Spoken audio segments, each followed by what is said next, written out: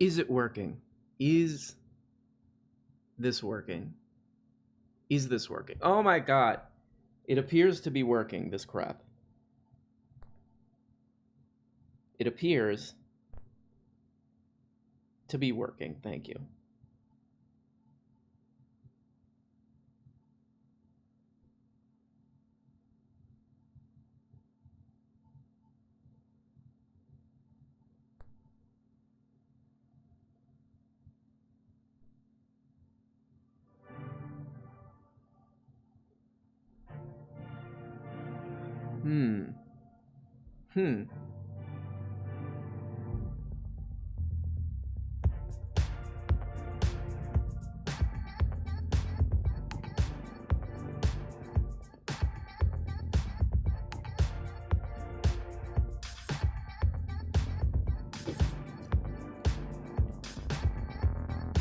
We hear you loud and clear.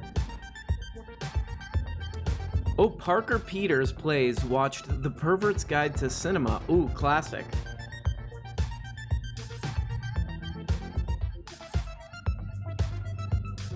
Oh, is the chat not coming through? Dang. Let's see if we can do this. I'll explain, guys, why all of this stuff is really not working.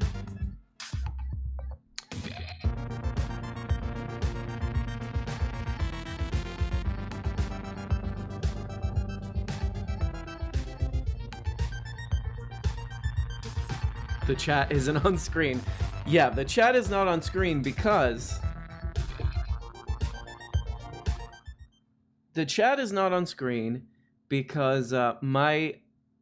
the software that I usually use to stream is now not letting me go through because there's strikes on my channel.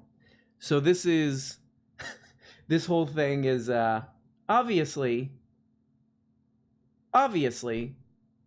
causing some problemos. But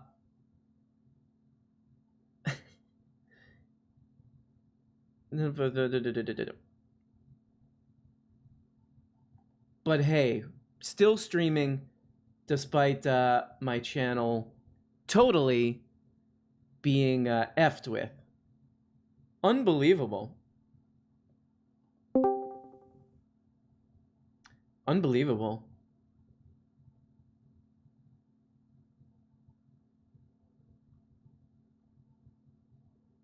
Unbelievable, guys. That's why I'm going a little bit early today too, is because I had to totally switch the stream key and blah blah blah blah, all of this crap. Oops, I'm in the live show lobby. Yo. What up? What up, RM? I'll be back. How's Carolla, huh? This really is like pretty cringe because it's sort of like, look, people criticize each other, they make fun of each other on YouTube. That's supposed to be what it is. But yeah. This is like kind of out of control at this point. Like, especially now, like I'm streaming early because literally my streaming software won't let me stream because of the strikes on my channel. So it's definitely like a total pain in the ass for sure. That's fucking ridiculous. Did you see I don't know who runs his YouTube account. Did you see what they commented on your video today? No, what did they say? I sent you a screenshot of it. So they basically just reposted whatever email you sent to them, just asking, you know, like, hey, if there's any issues, like, let me know. But this, like, I'm using it in a mocking critique manner. Mm-hmm. And they just, like, reposted that in your comment section. Wow. And then we're like arguing with like all the people who responded to it. And they were like, this is your best video yet. Only Adam doesn't run this page. And you know that. But Smarts used his name in your video to get views. He was like, they were so mad. Listen, let's start this with a a message to Adam Carolla and his team. Calm down, guys. Calm it down, okay? Part of living in a society where you can say what you want is that people will critique you. People will critique you on the things you say publicly. I made fun of Adam Carolla's career in a mocking way. I'm making fun of his public persona, all right? This is part of it, right? Sometimes I wonder, like, was I a little too harsh?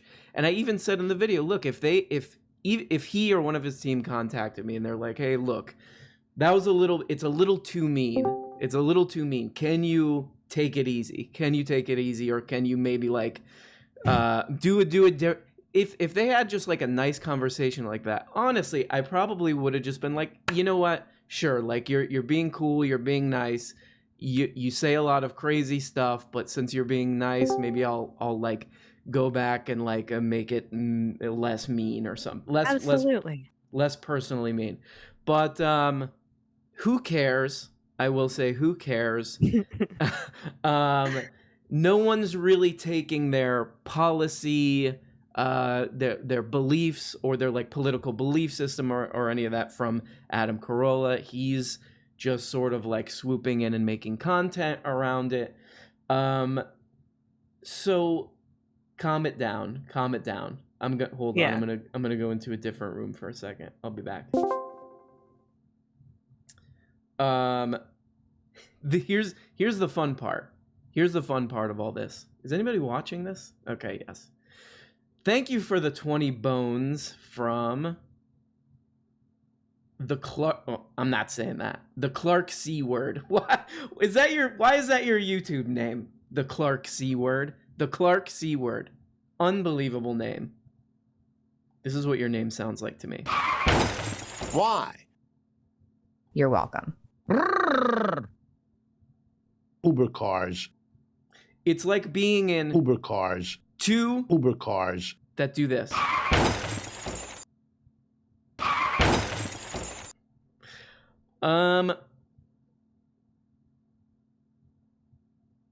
Oh yeah.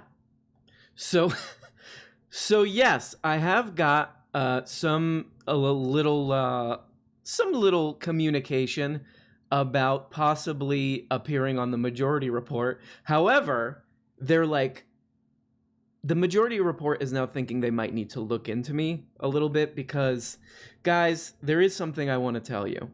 There is something that I have to come out and admit. This is people. I'm not even going to say where they're posting this, but I think you can guess where they're posting this. There's some people posting some things that I just have to come out and now admit, and that is that I have a lot of sick S word in my past, and very, very sick stuff that's coming out now because of this controversy. Where is it? Hold on. Let me see. Let me get to the real details. Doesn't he have 20 different women accusing him of sexual assault? Like TFG.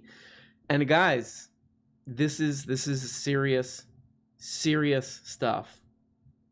This is my seriously really horrible past. Also, part of my past is that I died apparently in 1927.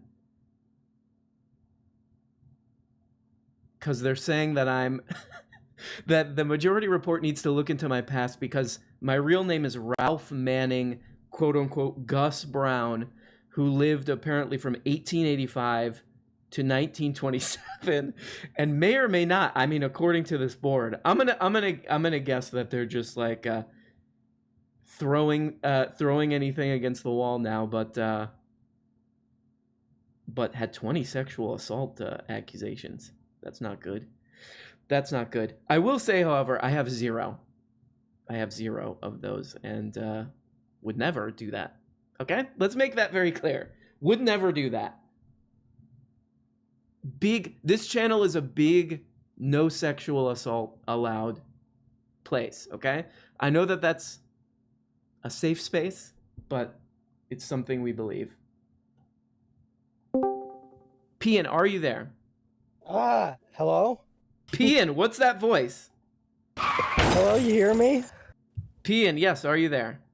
Yes. What? Pian, welcome to the early show. I'm doing it early because the stream key is messed up now because I have strikes on my channel. So Now you I need to got do it at a strikes. different time? No, I had to like totally like I had to put the stream key into a different software. I usually go through a thing called Oh. Yeah, I usually go through a thing called Restream, but I didn't know if it was going to work. So now I was like, okay, well, if I got to test it, and then I went live, and now I'm just like, whatever, I'll just stay live. Okay? I said F Fuck it. F it. Do it like... We'll do it live. Let's all get in our Uber cars. and do this. Pian, what is up with you? What's going on? Nothing much. Just trying to keep it real. Oh, You know. okay. And what is that? And what does keeping it real entail exactly in your world? Make pee-pee. Just trying to be the best me I can, I guess. I don't know. What's been going I on? wish I could give you a cooler answer. You're always very ho-hum about your like, I know, man, I'm always kicking suck. dirt. I suck. You're like, I suck. Everything's wrong. I'm bad. But Pian, even though you say that kind of stuff, everyone likes you. So I think that I think you need to, just be you and do you. Do you loud and proud, a lot of people say. You know what I mean? Do me loud and proud, yes. Thank you very much. I appreciate it. Love you all. All right. Well, Pian. Oh, I got one more question for you, Pian. Are you still getting? What's Have you gotten any recent harassment? Because like a very popular story on this channel is you throwing your dog doo-doo into a construction site and a guy harassed you. Have you been staying out of that kind of trouble? I have been staying out of harassment. I've been good about staying away from crazy drunk drivers driving around looking for 28-year-old men to harass. Oof. Ooh boy. Yeah. That guy was looking for trouble. He was looking for trouble. Well, Pian. Yeah. Sorry, can I say something quick? Yeah, go for it. For your it made me with Adam Toyota trying to cancel you. Because I've been thinking about saving your videos in case this shit happens, but I don't know. And for something for the site or whatever, but I don't know. If that's worth doing, or if maybe we could talk about something, but I don't know. Yeah, totally. The thing is, I have saved all of those videos. Yeah, that's what I'm like honestly kind of shocked that someone is this upset. Like, if it's really, this is another message to Adam Carolla. If it's really that big a deal to you, I'm more than willing to. Oh my God, you can see that. You can see what I'm doing. See, this is what happens when this is what happens when the channel's all messed up. There we go. Okay, so there we go. There's the chat now. There's the chat. There, let's see. There's the chat. We're gonna put it behind this. Someone probably saw some of my passwords, which is fine. Feel free to steal all of that. I'm in. Yeah, no, I saved everything. I mean, it's look, yeah, that's what I was saying. Like, this seems like such a meltdown that, look, if it's that big a deal, if it's that hurtful, these videos, I guess I'm still gonna make fun of you, because If it's really gonna choke up your diet.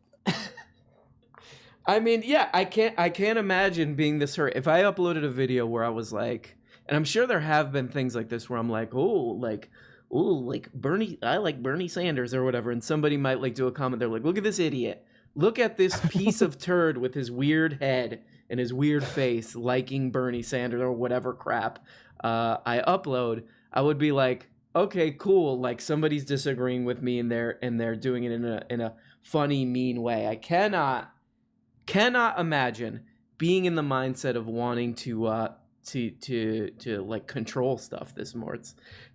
Yeah. If They'll it is say- the case. I also they would say sorry. No, go ahead. They would say, who brought this Ethan Klein political cartoon to life? Yeah, exactly. Hey, where's nothing. Eli? A lot of people used to say that to me in real life. Like I wore a beanie out once, like years ago, and this drunk guy who was like a friend of a friend at some bar was like he was like shouting in my face, like, "You look like Ethan Klein. You look like." I was like, "Oh my god!" Like, Okay. it was very, very aggressive, and I was like, "Okay, dude, I get it." He wanted to make very clear that I look like Ethan Klein and that I'm not going to get away with it. But yeah, it's pretty annoying. It's pretty annoying, especially like having to deal with all this like tech crap and going through all this like appeal process and stuff. But look, if it's really that hurtful, Adam Carolla, I'll leave the videos down, okay? I'll leave the videos down. Free speech should be free until it's too hurtful. That's my thing. Well, Pian, do you have anything else for us tonight, or should I? Oh my god, it's showing like the Yeah. I want to be mod, but that's up to voting, and I know if I don't get voted in, that's cool. But I want to be mod. That'd be cool. Pian But that's it. is bringing the what's supposed to be a democratic process. He's trying to squeeze. Look, I think you should be a mod, but a lot of people are like, oh, like I want to be mod, and then someone else is like, oh no, like we have to wait and all this stuff. So there's a big long mod process, but I would say you seem to me to be a perfect mod candidate, Pian. Well, thank you very much, and keep it real and keep it high and tight and flushed and all that. Later, P. Talk to you later. Bye. Later. Bye.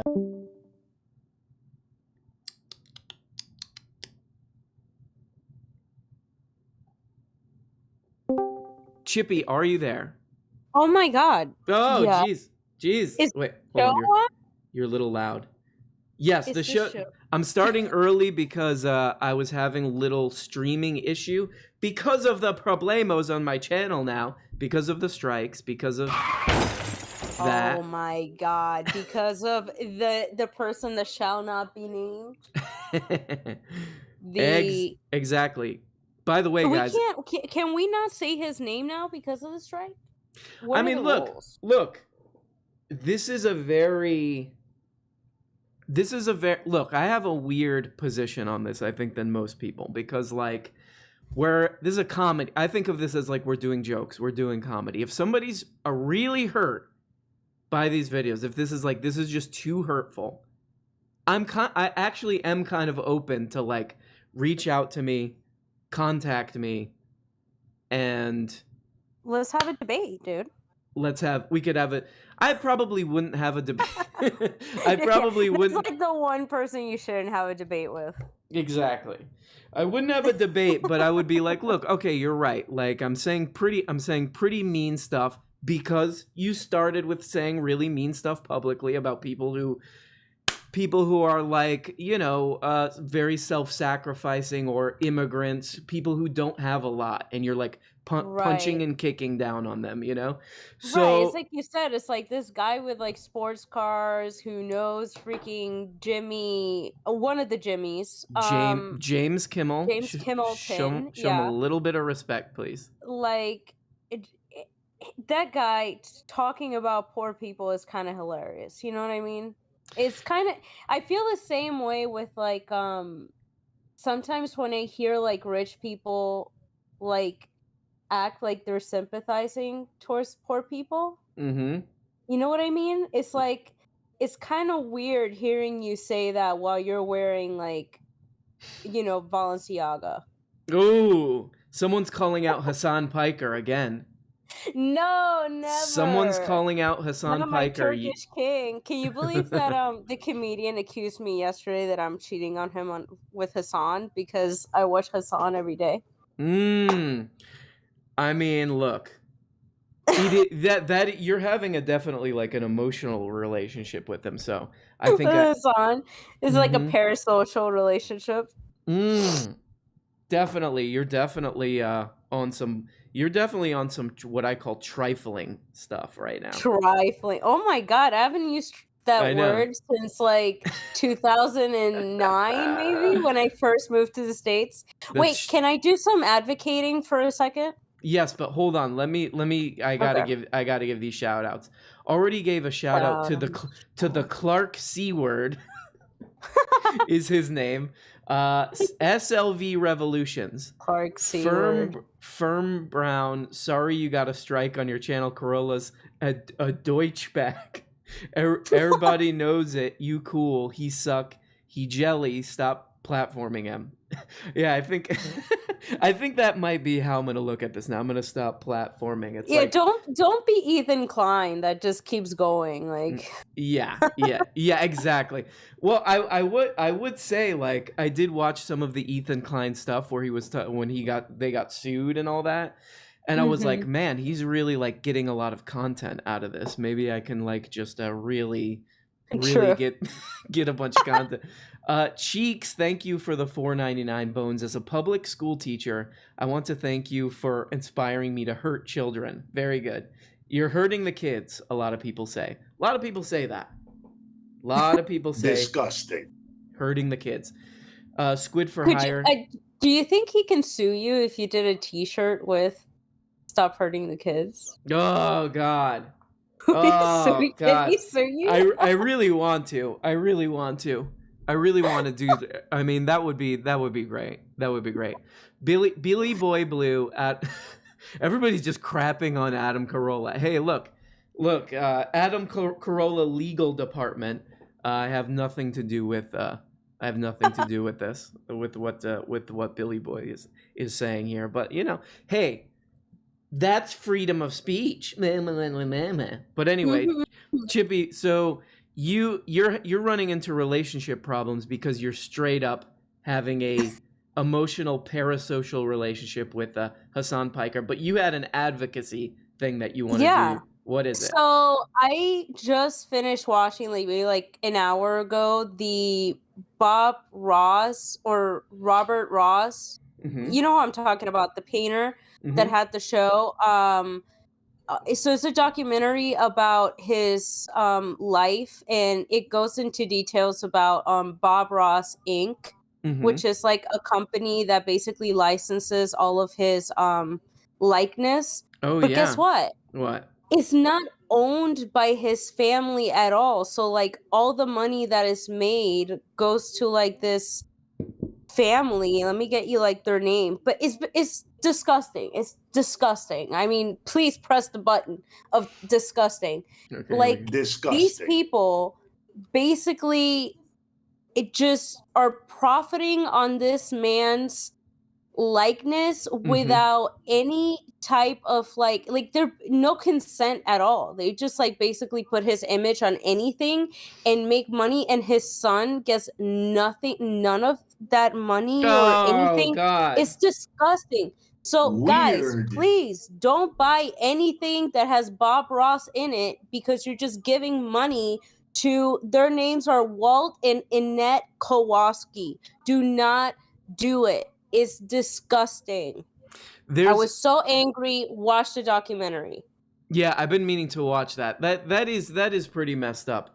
That's pretty messed up. There's kind of a thing. I was listening to this guy talk about how a kind of similar thing is going on with Van Gogh, right? Because I think a a lot of Van Gogh's stuff is like in the public domain, I think, because it's older. Mhm. So in New York City, they do these like Van Gogh light shows, but they don't have anything to do with like really with Van Gogh or like his estate or whatever. It's just like that stuff is in the public domain. It's a well-known name. We could get people to show up and like pay to come into this thing. Yeah. Yeah. So, you know, I like it's messed up. The Bob Ross thing is like is super messed up. I mean, if that's like, Yeah. especially if it's like, you know, this is a family member and like we live in this kind of situation where people really do need like they could really use stuff like that, like an inheritance or like royalties or whatever. I mean, definitely, like that should be going to his son, like not to these people who, I mean, To Hassan? apparently not to Hassan. Okay. No, like to his son. Why? But what I was gonna say is that, I mean, literally, so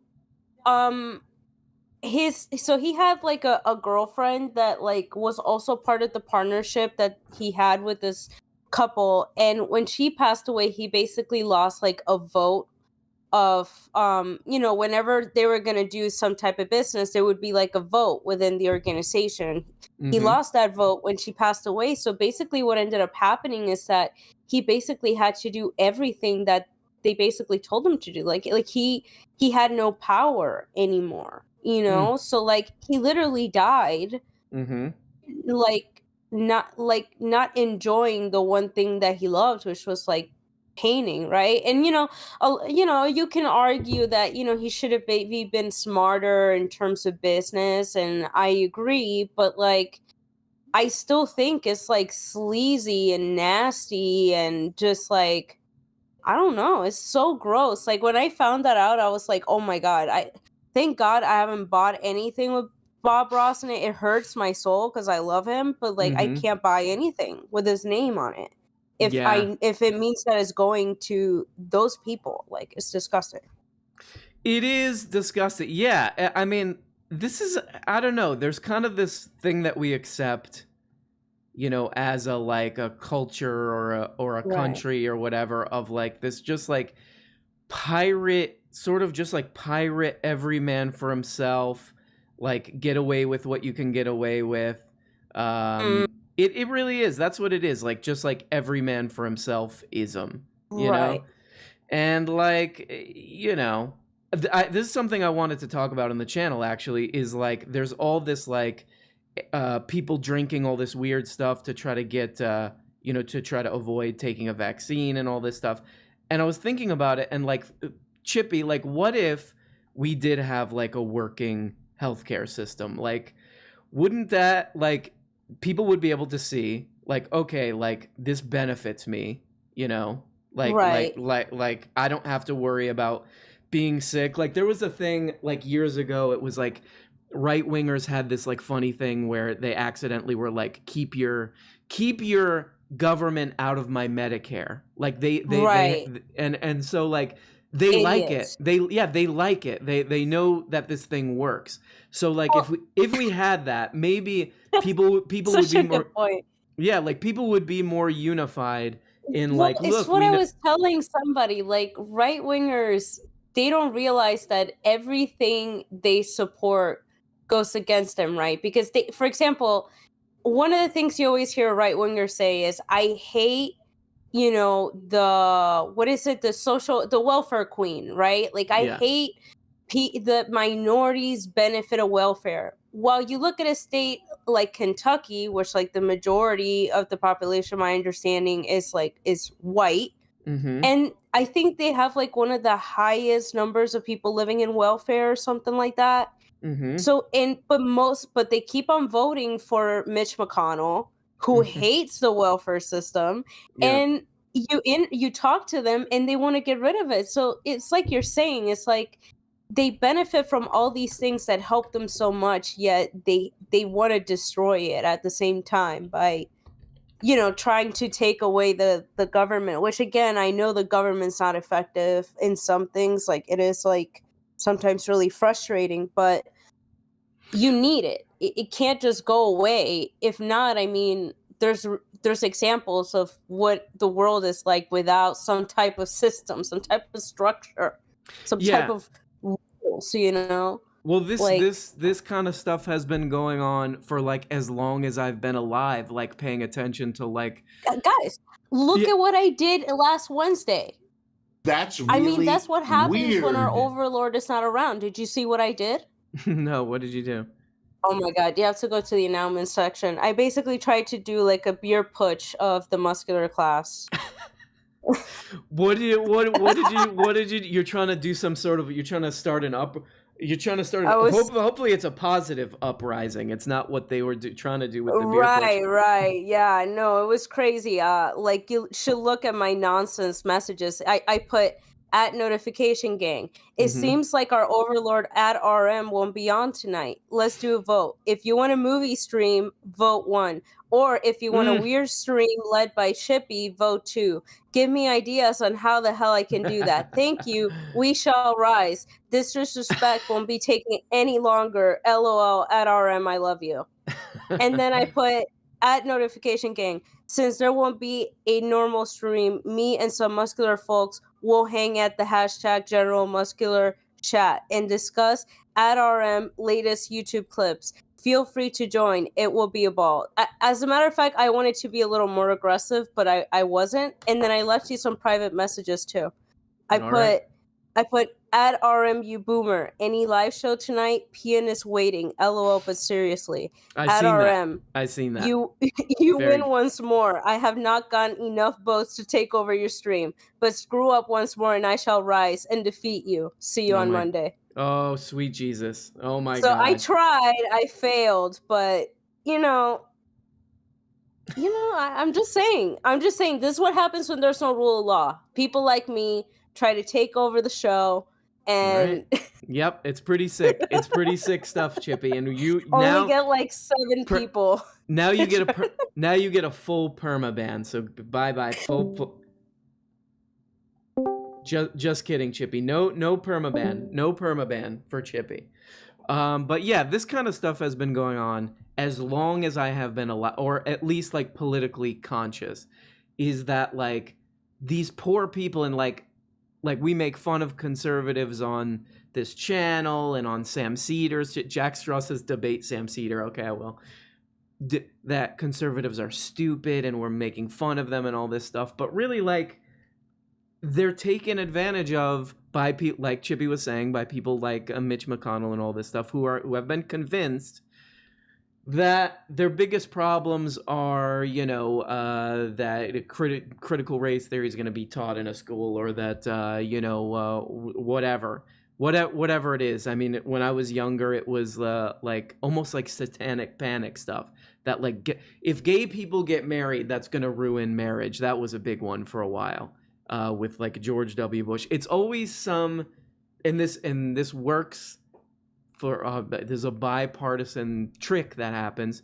Is it's all meant to distract from things that could actually help people. Like right now, honestly, if we had a working healthcare system, a lot of these problems would not be happening. A lot of people would not be drinking toilet cleaner or whatever to try to like avoid taking the vaccine, because they would know, like, yeah, like I have working healthcare. It's like I've experienced it. Like those don't keep the government out of my Medicare people. They would know, like, this shit works. This works. And a lot of these problems we would not be seeing it. And we would be unified in this stuff. And it's not these crazy these conservative kooks and all this. It's not totally their fault. It is a trick that's being played on them.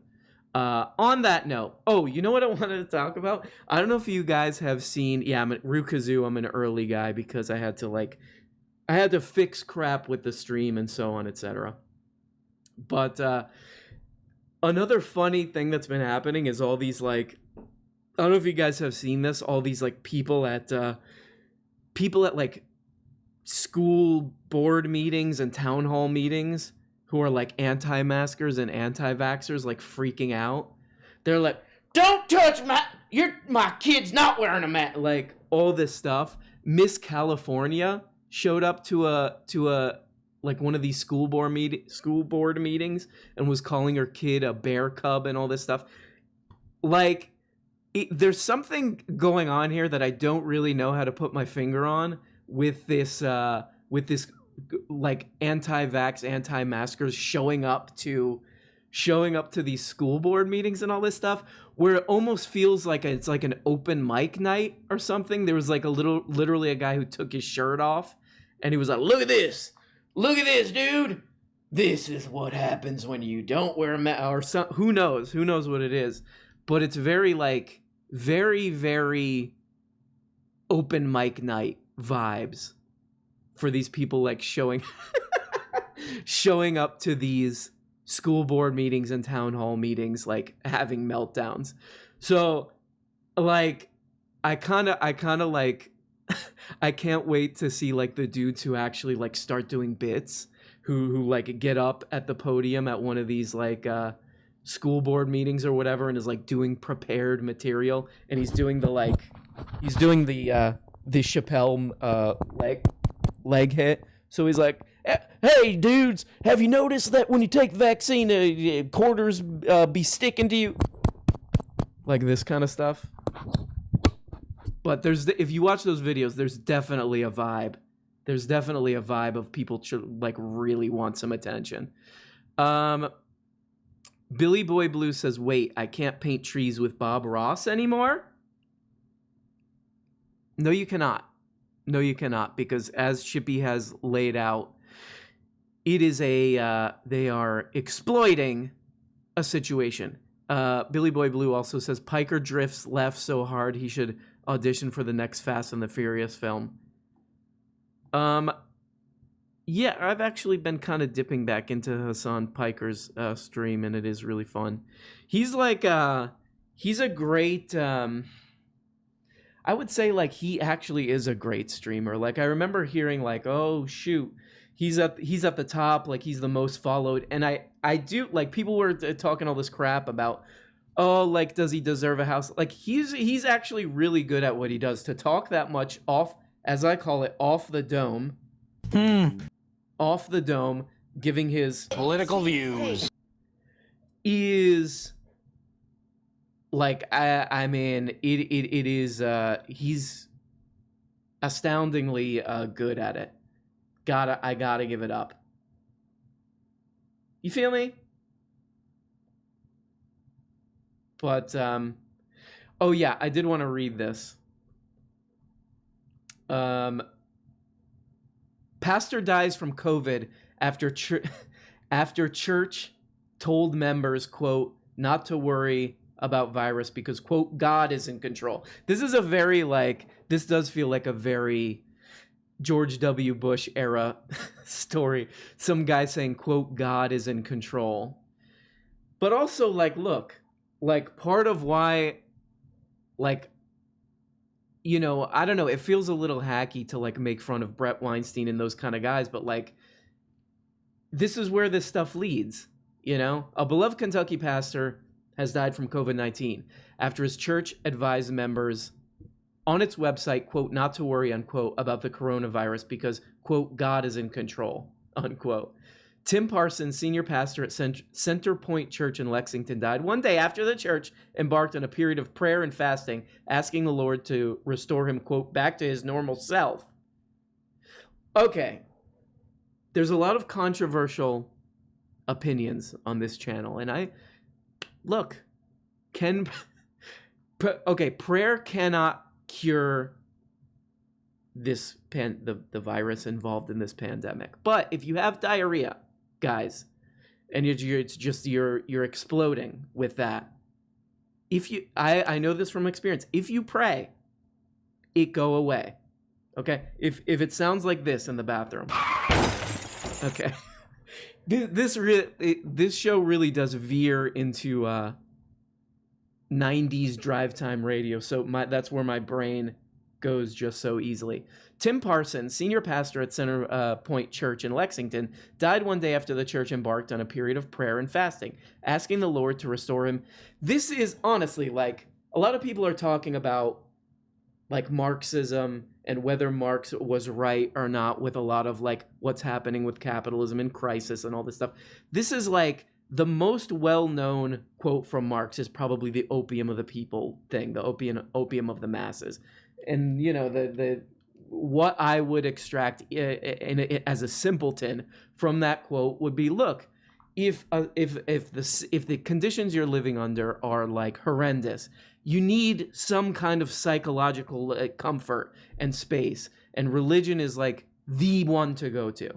Religion is like the easiest one. Like, okay, this puts the burden on a higher power who's going to help everything. This is like the perfect example of this, of people projecting these like tragic political views onto religion in the midst of like a deadly pandemic, asking the Lord to restore him, quote, back to his normal self, the Christian Post reports. So yeah, it's like a literal physical illness. I mean, in the opium of the masses quote, it was about like just people, you know, like doing shitty work and like breaking their back in a factory for no money and all this crap. But here it's like a physical virus. It's like a physical illness that people are seeking refuge from with religion. I mean, it's oh boy. In a frequently asked questions section on the church's website, one of the topics is, quote, should I be worried about COVID-19? We don't want to be worried because the Bible tells us not to worry, the site states. We know that God is in control. And he capitalized, can use all suffering to draw people. Like, honestly, like, okay, one more thing I want to say about this that I was thinking about, that I've been thinking about, that a lot of people have been thinking about, is the period, I don't know, like what, like 10 years ago or whatever it was, the like new atheist stuff and all that, where people were like, look, religion sucks. To me, when I read stuff like this, it's more of like an empathetic, I mean, like, honestly, it's way more of like an empathetic feeling I get, because this is like a quote, like, we don't want to be worried because the Bible tells us not to worry, is like, yeah, I get that.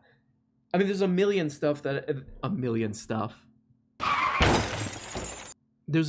that I want to unload off of my own psychological back. You know what I mean? And like, this is an easy way to do it. And these people are like being crushed by so many different forces that it's like, I get it. But they're being directed in the completely wrong way, especially like during a pandemic, when the stuff that we talk about, that I've talked about, that I believe in, that would actually help, you know, like something as obvious as a working healthcare system would alleviate some of this stuff. Very upsetting. But yeah, I don't know. Like, I think it is important to have empathy for these people we make fun of, including people who strike our channels and all this crap. The Peasant Chef, are you there? Yep. What is up with you? I just wanted to add something to the discussion earlier that you had with Chippy about the conservatives. Are you familiar with the gentleman by the name of Leo Strauss? Heard of him, and, yeah. You have? So you know about his like mythologizing of America with like religion and the myth of the nation. Are you familiar with any of those things? Cool. Yeah, Straussian. Yes. Straussian. I say that about a lot of things. This is very Straussian. But yeah, sorry. Go ahead. Yeah. Go ahead. What were you saying? I was just asking if you actually heard of it, and that's cool that you actually do. So yeah, good on you on that. Because I was watching the Power of Nightmares documentary by Adam Curtis. And that shined a light on me, and I was just curious if you watched that documentary at all and wanted to talk about it. Yeah, the Power of Nightmares used to be in it used to come in this like it was a DVD magazine, I think they called it. I don't know if you remember this. It was called Wolfen, and I think McSweeney's put it out, like the book publishing company. So I saw Power of Nightmares a long time ago, and I need to rewatch it. I watched his most recent one, but what did you take about these Straussian ideas? Like, what's your vibe on this? I'd have to say that is some fucking clever marketing scheme. Like, that's a great way to get people. Excuse me. It's a great way to get people in on your side. Is through just manipulation like that. This is a big like Adam Curtis thing. He talks about Sigmund Freud's what was it, his cousin or whatever? Wait, is that the same dude? The marketing dude. He talks a lot about like marketing to sell ideas and all this stuff, and how like like this is pretty Adam Curtis territory. But like mass control, mass mind control, and all this stuff is like this. Actually, it's good you brought that up, because I was also thinking about like in terms of like these sort of like anti-maskers and anti-vaxxers going on and on about social control. I don't know if you've heard them say stuff like that. Yeah, dude, I got like a couple, I wouldn't say friends, that's what they're called on that Facebook or whatever it is. I only get on there just to see what kind of dumb shit they post. And it's like, it's a very weird feeling that it's on that right-wing side of just like, oh, this is conspiracy. Oh, this is mind control. And it's like, then you watch The Power of Nightmares and then you're like, wait, they're also under my control. It's a very bizarre... Well, no, I mean, you hear these people, and look, it's just like, I mean, a lot of this stuff is going on like across the political spectrum and the like media spectrum or whatever. Is that like, because their claim here is like, okay, like you're telling me to get a vaccine, you're telling me to wear a mask. This is like, and look, this is just like the most obvious version of what this is. You're telling me to wear a mask, you're telling me to get a vaccine. This is what this is about social control. But think about it, like you're watching a Ben Shapiro video, or you're watching a Brett Weinstein video, or you're watching MSNBC, or you're watching me or whatever. Like it's all social control. Like literally, like a Brett Weinstein is trying to get you to subscribe to his Patreon. He's trying to get you to believe what he thinks is in his interest for you to believe.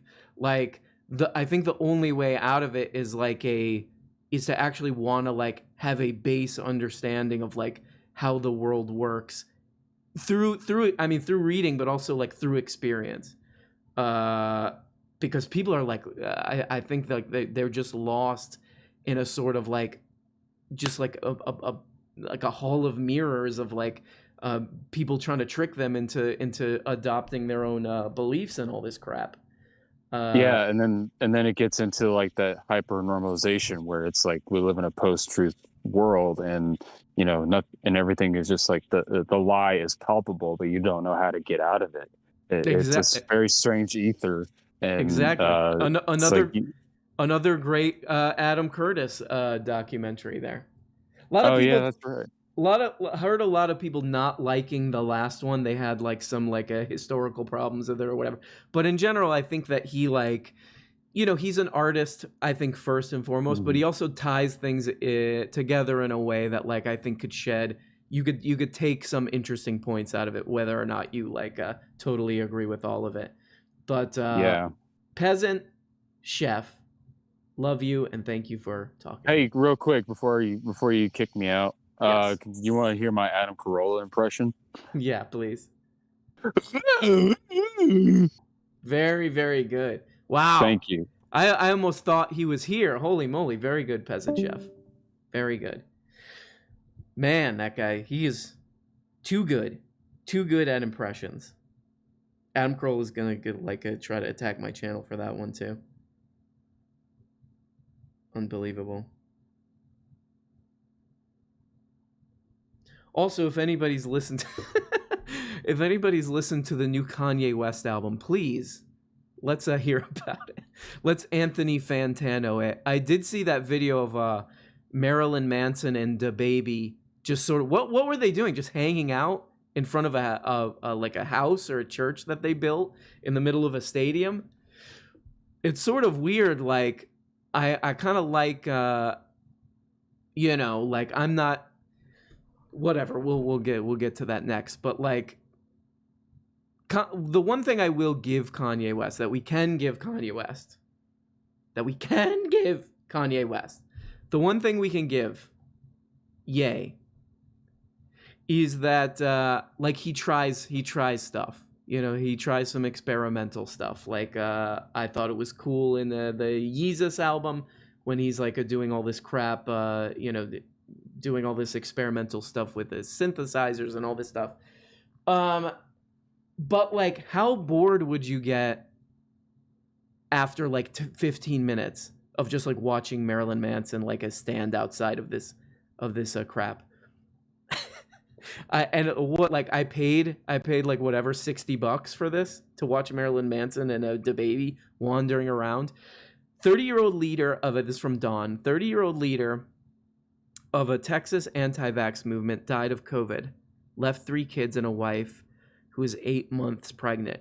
Treated himself to an Allen ivermectin before a relative took him to the hospital.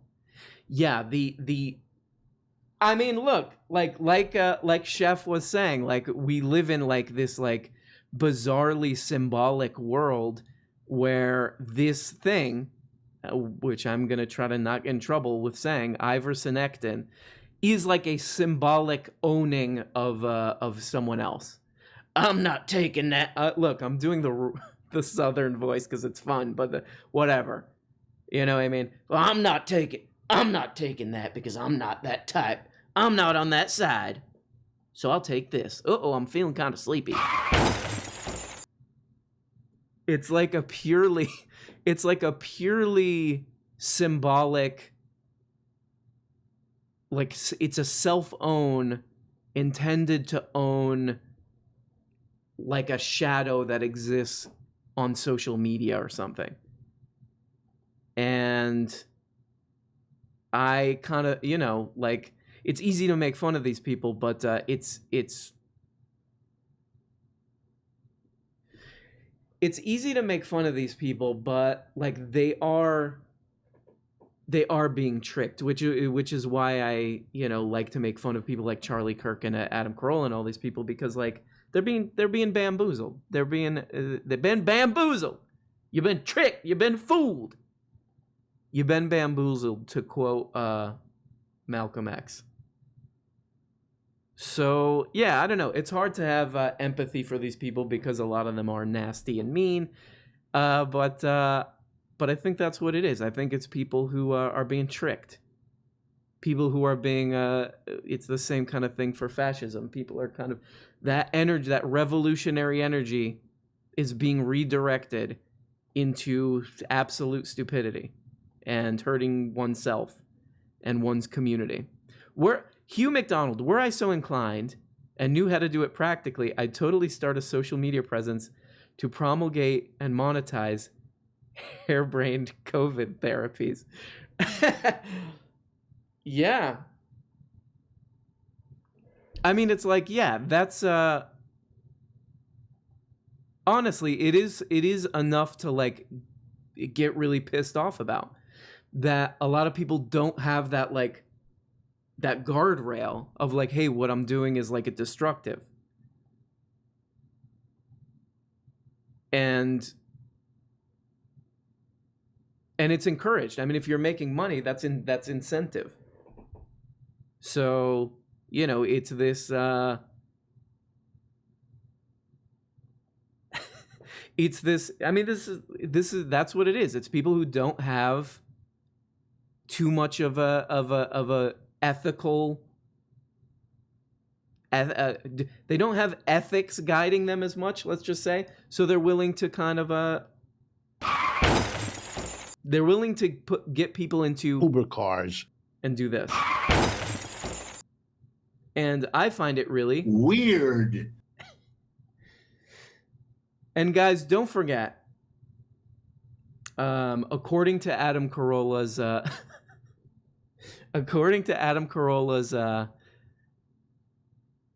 Reddit page, I am dead. I died in 1927. I have a bunch of assault allegations, and I died in 1927. So we're operating in a good mental state. Make pee-pee. Make pee-pee. Let's talk to some of the Discorders, my friend. Hello? Hello, King. Oh my God, what's up? Are you about to go off? Yes or no? I can go off, King. Woo! Let's hear it. All right. Well, let me mute the stream first because I'm now hearing myself and I'm going off and there's echoes of going off. And I'm gonna do an impression of your. I'm gonna do impression of your sound setup right now. You won't hear it, but here it is. Okay, I did it. Don't worry. Go ahead. All right. Well, it's been a while since I've been on, so what's been going on in my life, you know? I mean, honestly, you've got a lot going on too, Mr. Famous Carolla guy now. Like, you're getting call outs left and right. This is honestly this is so cringy. When I was a kid, I dreamed of being famous, maybe because I would be like, a famous artist or something, right. you know. And now, like, literally, I'm gonna get some.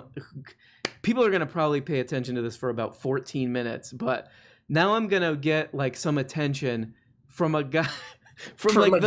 The last guy I would want to be associated with. Oh my, true, absolutely. And I mean, like, the petty way he's doing it too. He's like posting YouTube comments that like are your emails. It's like, how old is this guy? Is he 5? Like, and by the way, like I sent out a very nice email. Like, it was really nice when he posted it. It was like, yeah, can you please like not do this? Like, what? Like, yeah, I don't know, man. I sent an email that was like, hey. Like, and I didn't want this to sound threatening, but I was even gonna put in look, like I countered these claims, so if like it could potentially like mess up your channel if you go around like filing false claims. I didn't put that, but like everything I put was like hey, like there could be just like some poor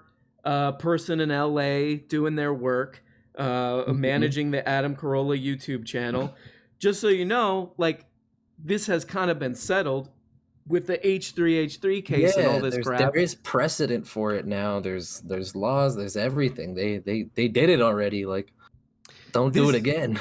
I mean, it's also like this is a very obvious free speech case, which is like this is such a bizarre self-own.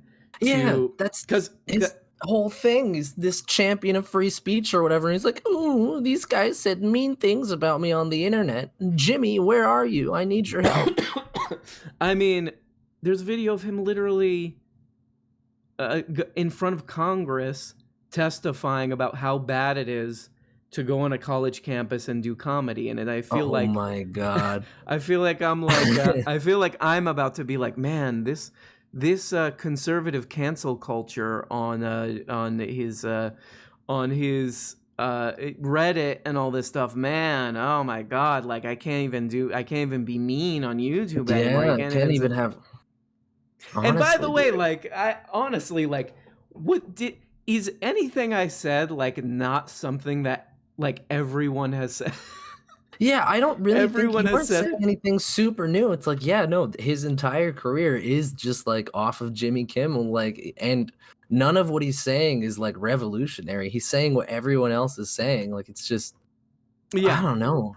It's kind of ridiculous. It's the same old crap, but it is kind of like this is honestly, like, you know, again, it comes back to the whole thing of like of making fun of conservatives is a little bit like cringe because it's obvious and like and it's been done and all this stuff, but like I don't know how else to think of this, but how like the mind of like an authoritarian works, which is like, I can punch and kick down to the people who don't have as much money as I do. But if anybody calls me out on it, if anybody's mean to me about it, I'm going to try to shut them up. This is like, honestly, this is like the mind of like a black shirt or whatever. Like this, this is how it works. Of like, I get to do whatever I want. I'm on top. You don't get free speech. You don't get to say what you don't get. Honestly, I'm gonna say things that are obviously gonna get criticized,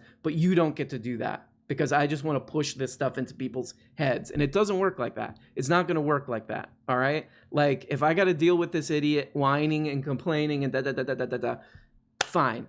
But it ain't gonna happen like that. It's just not gonna happen like that. All right, and that's the purpose of freedom of speech. It's not to whine and complain and do a khaki stain over on a college campus for $5,000. No, it's to prevent people from lunatics from trying to take over. That's what it is. That's what it is. And it's the mentality of like literally the like 10-year-old bully who's like, I can say anything I want to you, and the second you say anything back, I'm gonna go tell the teacher. Like, what? Like, ironically, tell the teacher. But also, like, look at like the stuff that they're like the comments and like the shady thing of like, I sent an email, you could have sent an email back, they didn't. Of like posting and all this stuff. Like, they're not these people are not interested in like a conversation. They're not interested in free speech. They literally want anybody who's not white out of the country. They want a total regression. These are the same people, by the way, who are like, the Taliban's taking over. Like, dude, you are the Taliban in this country. Like, you're doing the same thing. Like you're preventing people from talking. You're anything that goes against you shut down. Like, it's ridiculous. And it's not. And look, probably a lot of this stuff isn't even conscious. Like, a lot of this stuff is just like, this is where their mind landed. Or in somebody like whatever, any of these like a conservative talking heads case, it's just like, it's opportunistic or whatever. But like, that's the point. This is the whole point of people criticizing each other and not being nice to each other about this stuff, is that if people don't call each other out, if people on their quote unquote ideas that they're spreading and all this stuff, things get bad real quick. Yeah. Things get bad real quick. No one's going to learn anything. Exactly. It's ridiculous. Well, King, I really hope. Before I go, I really hope all of this doesn't really amount to anything much. Like, in all honesty, I hope if anything, it just gets you some attention. But no bills, you know? But we'll see. We'll see, King. Peace out. See. Talk to you later. See you later. No bills. Led Zeppelin's ripoffs are a lot less blatant. Clapton is note for note. Listen to him doing Hard Times and then listen to it by Ray Charles. Ooh! Somebody's calling out. Are you calling out Clapton in the chat? People, the chat is always its own totally separate show, and in this case, it seems to be calling out old rock stars. RM has young Jello Biafra energy. You know what? I will take. You're like, look at these conservatives. Look at them, Mr. Reagan. I mean, I love Jello. Who doesn't love? I mean, Jello Biafra has a YouTube. Jello Biafra has a YouTube channel that nobody watches, which I think is kind of adorable. He's just on there like, Mr. Trump, what are you like? It's kind of great. Maybe he'll come on. That would be truly. Disgusting. That would be truly disgusting. And weird. Would be like Jello. Yeah, he does. He does, Stevie. That would be truly weird for him to come on this channel to like gain. The guy from the Dead Kennedys comes on to like gain YouTube subscribe. That I don't think. I mean, that would just be too weird. That would be just too weird. His soft focus interview is really, all the soft focus interviews with Ian Svenonius are really good if there's any, like, you know, people who want to watch about famous rock stars talking about stuff. That's a pretty funny one. The Beastie Boys one is interesting too. Ad Rock does a soft focus interview. Those things are like 10 years old, but he talks about how Ad Rock from the Beastie Boys talks about how he had like a certain amount of money, and he was going to go in, because the Beastie Boys were a punk band, he was going to go and buy a bass, but he saw an 808 and he was like, I could buy the bass or the 808. And he went with the 808. So they were doing beats and they became a rap group. Why does Ralph Nader's podcast get so few views? I mean, Arun Uber. Uber cars. Always. California. Uber cars. Always. California. Did somebody just see? Stevie just wrote Cookie Puss. What are you doing? What are you doing? Why are you writing Cookie Puss in there?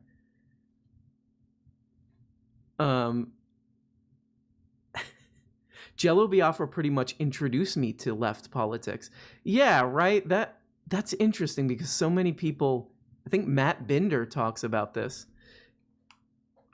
About how, like, a lot of people get into politics or leftist politics through punk music, but that's not as much as a thing, because actually that's I think what I wanted to talk about with Kanye West is that, like, I kind of thought when Yeezus came out, I was like, it sounds like Kanye West is like, you know, he kind of wants to be some kind of like a populist or like anti-establishment, like punk politics, because he's talking about corporations and stuff and all this stuff with a song like New Slaves or whatever. But I think it really turned me off when when Kanye West was like, nah, you know what? I just actually don't want to pay taxes. So maybe I don't want to pay taxes, and also like any chance to get like attention and a buzz, I'll put on a Trump hat for. I mean, no hating on Kanye. He seems to be doing his little thing there, but as far as like a great thinker, like the way that, like, you know, people would think of, I don't know, like people would get into politics through punk, it ain't gonna happen with Kanye. I would guess. GM hired private detectives to investigate Nader. Yeah, spies. This is an old school. I mean, look at the. I always recommend this documentary because it's like, you know, it's a good like introduction to that kind of stuff. But FBI MLK. I mean, nowadays, like MLK, it's like if you want to say something like meaningful, you want to be like make a point that you're right. You say, well, MLK believed this. MLK thought this. The FBI hated MLK. The FBI wanted to destroy MLK. And it's all like documented, and they were like extorting him and all this stuff. Sick. It is disgusting. But yeah, that's where it's at. That's where it's at. People like, I mean, Ralph Nader like does a podcast now, but back in the day, I think they really thought he was pretty dangerous. But yeah, that's what it is. I mean, I think it's pretty, somebody's talking about John Mouse did work with Sam Hyde. John Mouse is a weird case because I love John Mouse's music. He's obviously like, if anybody doesn't know, like, or have never listened to John Mouse, yeah, I mean, his most popular song is probably going to be like what? I think Cop Killer was the one that is in that Sam Hyde video, right? If the chat can confirm. But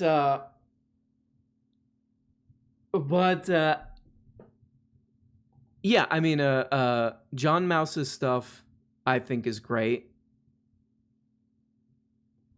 And it's sort of like hard for me to like square that in my mind. Like, is John Mouse like is listen? And I've even seen John Mouse live, but like, this is a guy who apparently him and Ariel Pink are like Trumpy now.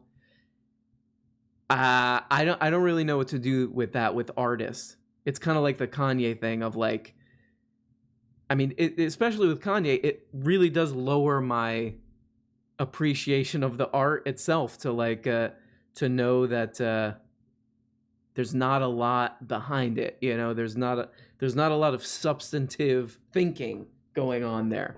There's not a lot of critical thinking. There's not a viewpoint on the world, and that's kind of what I think about.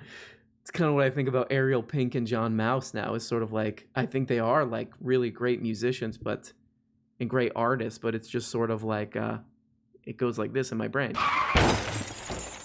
You know what I mean?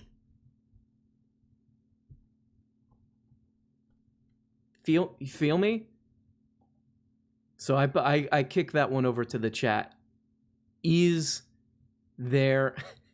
It also is like, I haven't been paying attention to Sam Hyde, but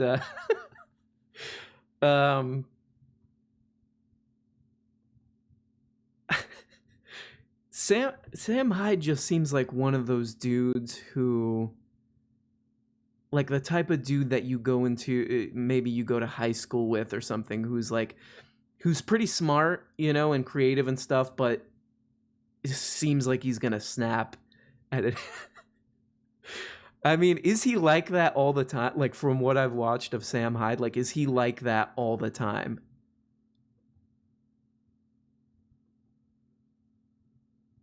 I did watch some of that show that they did for Adult Swim, and I really liked the I have to admit, some of the best motion graphics. But it seems like a Sam Hyde is MAGA Matt Christman. I think you're right. Sam Hyde is MAGA Matt Christman.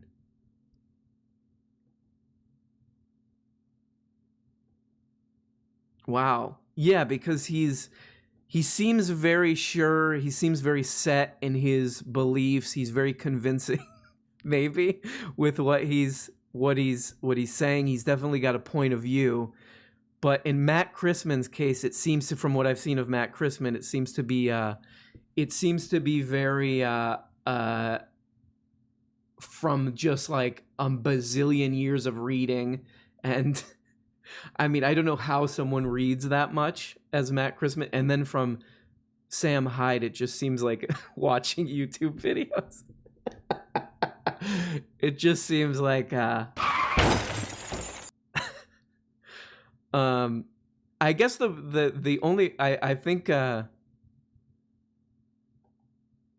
Hyde reminds me of this weird kid that wore mismatched purple green sweats at my school. I got suspended for borrowing a laptop and filling it with porn. Oh God. There was this poor kid in my high school who everybody said was jerking off in the back of class, which and he was like labeled with this for life. Obviously not true. Like, he was the most like normal, boring guy ever, but this just totally tainted him. And I remember I was in like detention, as usual. I was in detention, and this other kid, the Sam Hyde of school, is like, look, it's his name. Look, he's probably jerking off again. And I turn and I look at this kid, and he just shakes his head like, no. No, it's a rumor. It's fake. But he just totally got branded with this. He was literally probably like going to pick up his backpack, and it like his like zipper was down or something, and then like through the telephone of high school, that ended up he was jerking off in school. Unbelievable. Total Adam Carolla style cancel culture in high school. Oh my God. But yeah, a lot of people talking about, do you watch the Kush vlogs at all? Great stuff, in my opinion. He really is the Hegel of Twitch. Yeah, I'll say this about Matt Christman's vlogs, which I've watched some of, is there's like a couple kind of content online, which is like stuff you can play in the background and then stuff you actually have to pay attention to. And like Matt Christman's vlogs are definitely not background material. Like, you know, I've tried to like go out, running errands and maybe like because I'm subscribed to his thing on the podcast app. You can't like be running errands and like understand what the fuck he's talking about. Like, it's like his shit is like being in a class or something. But it's definitely you get a very developed viewpoint from him. You get a very well developed viewpoint from what seems to be like a lifetime of reading and paying attention to politics very closely. You can get that from him very clearly, and I would recommend listening to it. My high school had a strict jacking on policy.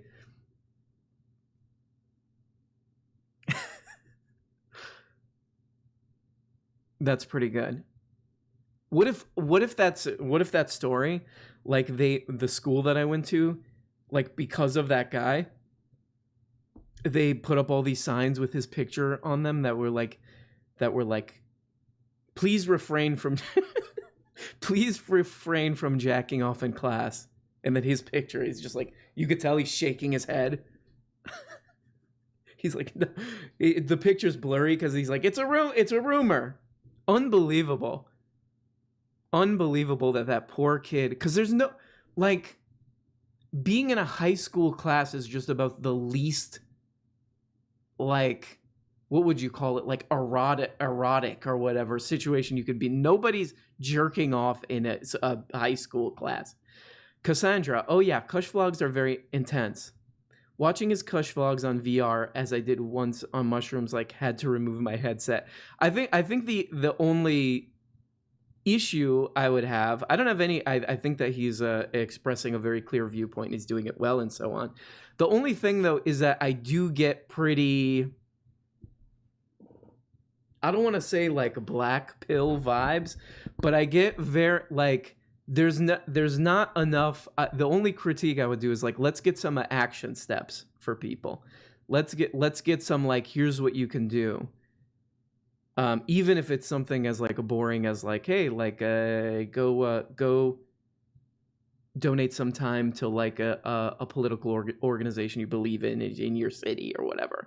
But you know, he's giving I think a very well-researched and well-read historical view on the stuff that he believes. RM's high school mascots were the Browns, but from Miami instead of Cleveland. Yeah, they're just like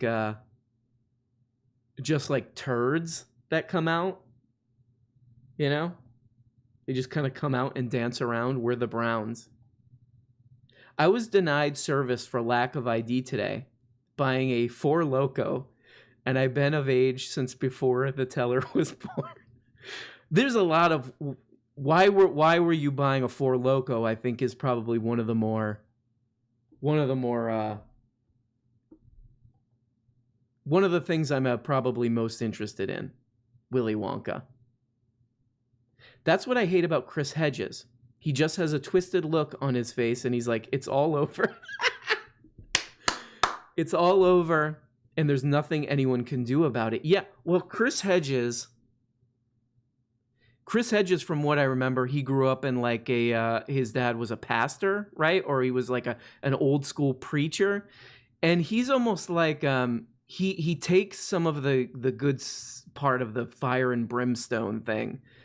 But look, like Chris Hedges is an extremely smart guy. And you know what's funny too is that like the dude from the Strokes did an interview with Chris Hedges is on that. What's that guy's name? What's the dude from the Strokes name again? I know somebody in the chat knows this. But yeah, you're absolutely right. Like after listening to some Chris Hedges, it is like maybe between listening to Chris Hedges and like Matt Christman's thing, maybe put in a watch a listen to the Poundcast, Julian Casablancas. Yeah. Oh my God. Now the chat is all just Casablancas. It's hard to explain. Yeah. That would have been funny if he goes to interview. He interviewed Noam Chomsky too. If he went to interview Hedges, and he's like asking him this deep question, and Chris Hedges is like, "Well, it's hard to explain." Like your song, like, "Hey, Julian, like that song you did." Oh yeah. I think a Dead Kennedys album is straight MK Champ. I think a Dead Kennedys one is in there. I want to say Holiday and can't no, not wow. Which album is it? What's that one called?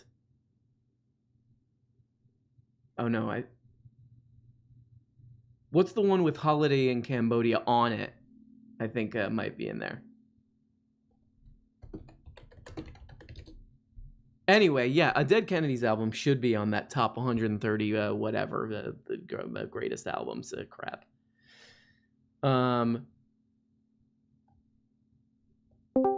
Clambake, what up? Hello. Clambake, what's happening? Not much. I'm frustrated on your behalf though because of this whole Adam Carolla debacle. No, it's doing me a lot of psychological damage to my mind and my emotional state and my channel state. So, yeah, the latter is what I'm especially concerned about. Although I am concerned about your emotions. The channel though is so good and such a wonderful community has sprouted up around it, and it's so frustrating to see it getting kneecapped by, YouTube itself with the algorithm, and now, insecure bullies like Adam Carolla, just like taking out their insecurities on you because you exercised your freedom of speech in what was completely fair use.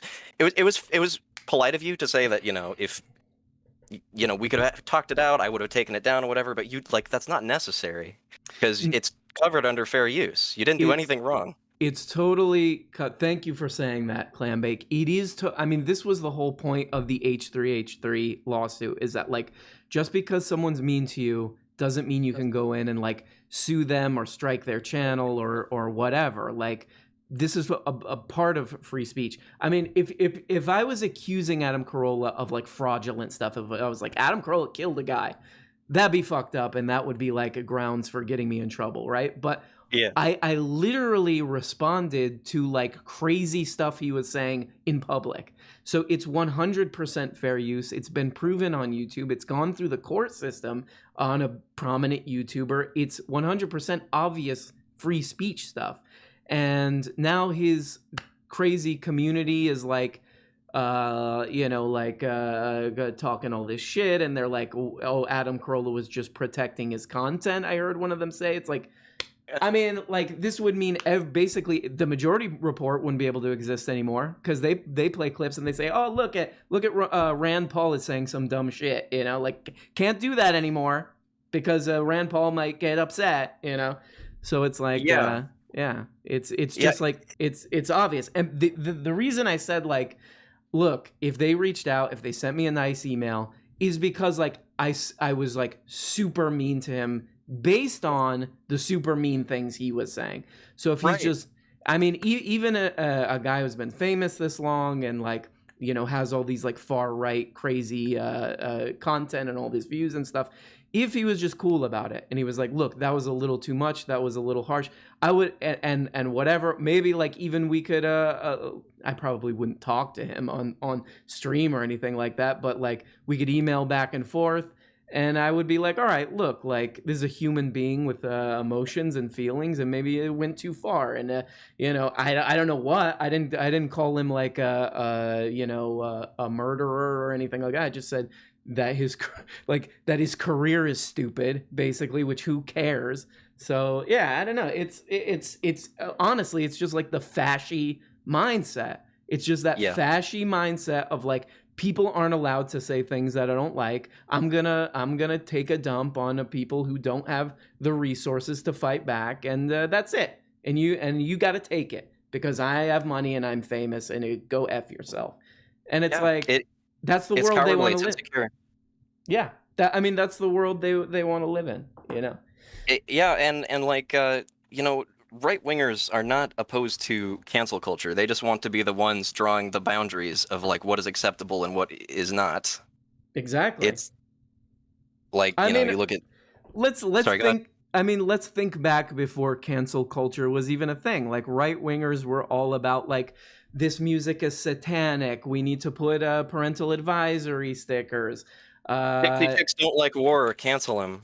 Yeah, exactly. Exactly. I remember like the few public people who were opposing the Iraq invasion and all that stuff. Janine Garofalo and Sam Cedar back in the day.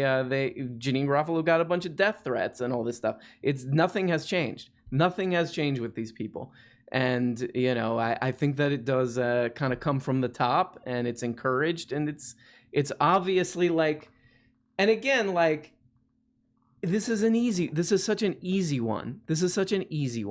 Go on your channel and say, this guy sucks. Go on your channel and say, look, this is why he's wrong.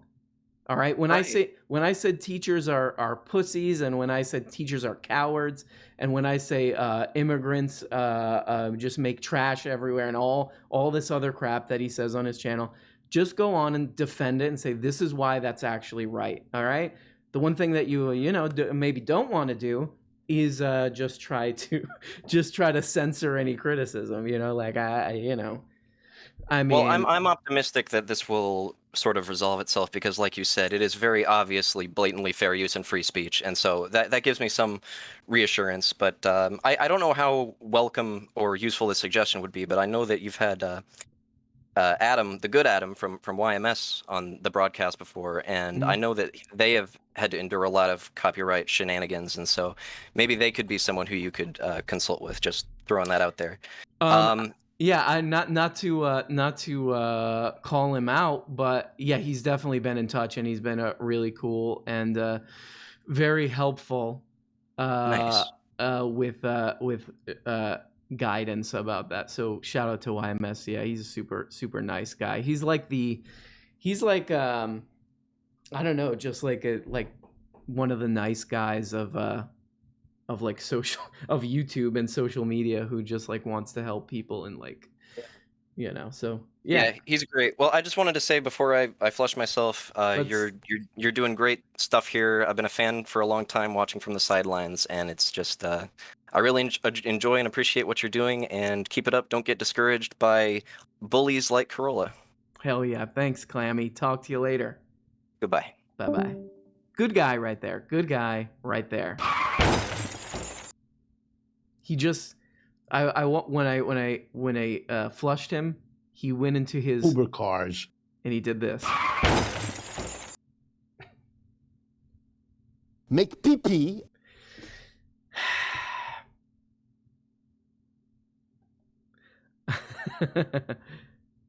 Yeah, a lot of people. Oh boy, man, this has gotten out of control.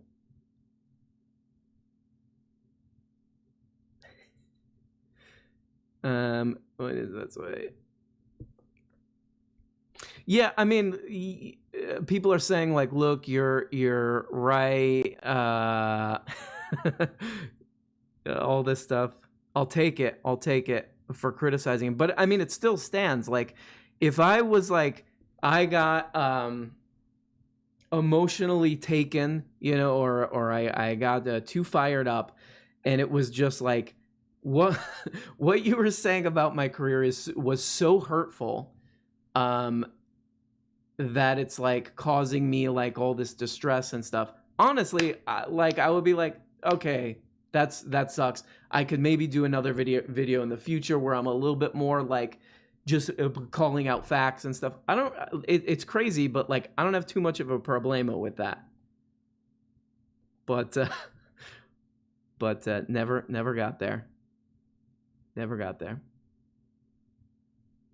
Paco says, if you get sued, can I have your channel? Sure. Paco MJ, it's all yours.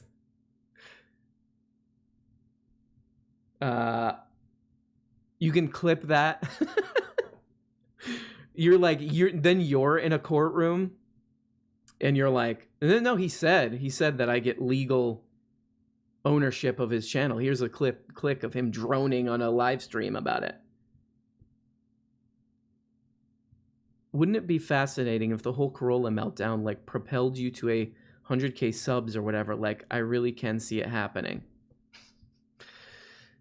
I mean, it's probably gonna be more of him just trying to like destroy my channel, which honestly, like,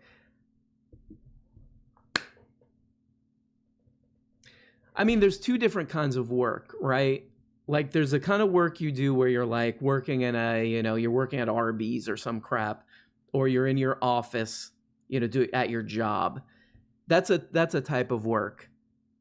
The type of work of like creative work of something like this, time flies by really fast. It's not drudgery. I really enjoy it. I like doing the research, but still, I mean, like, the amount of time and the days that I like stayed up all night to like re-edit a video or take something out or add something is like, it's just, yeah, it's sort of weird that somebody would be like, who cares? Like, they said something mean about me. I'm gonna kind of like try to flush all that down the toilet just because I don't like their fairly obvious critique of him. What will you call your fan base once you blow up from this? That makes me feel better, King. I like this other guy's like, you're gonna get sued. What are you gonna do when you get sued? Can I have your channel? And I'm like, yeah, yikes. That makes me feel very bad. And then King comes and cleans everything up. Like, this is gonna give you some buzz, which I appreciate.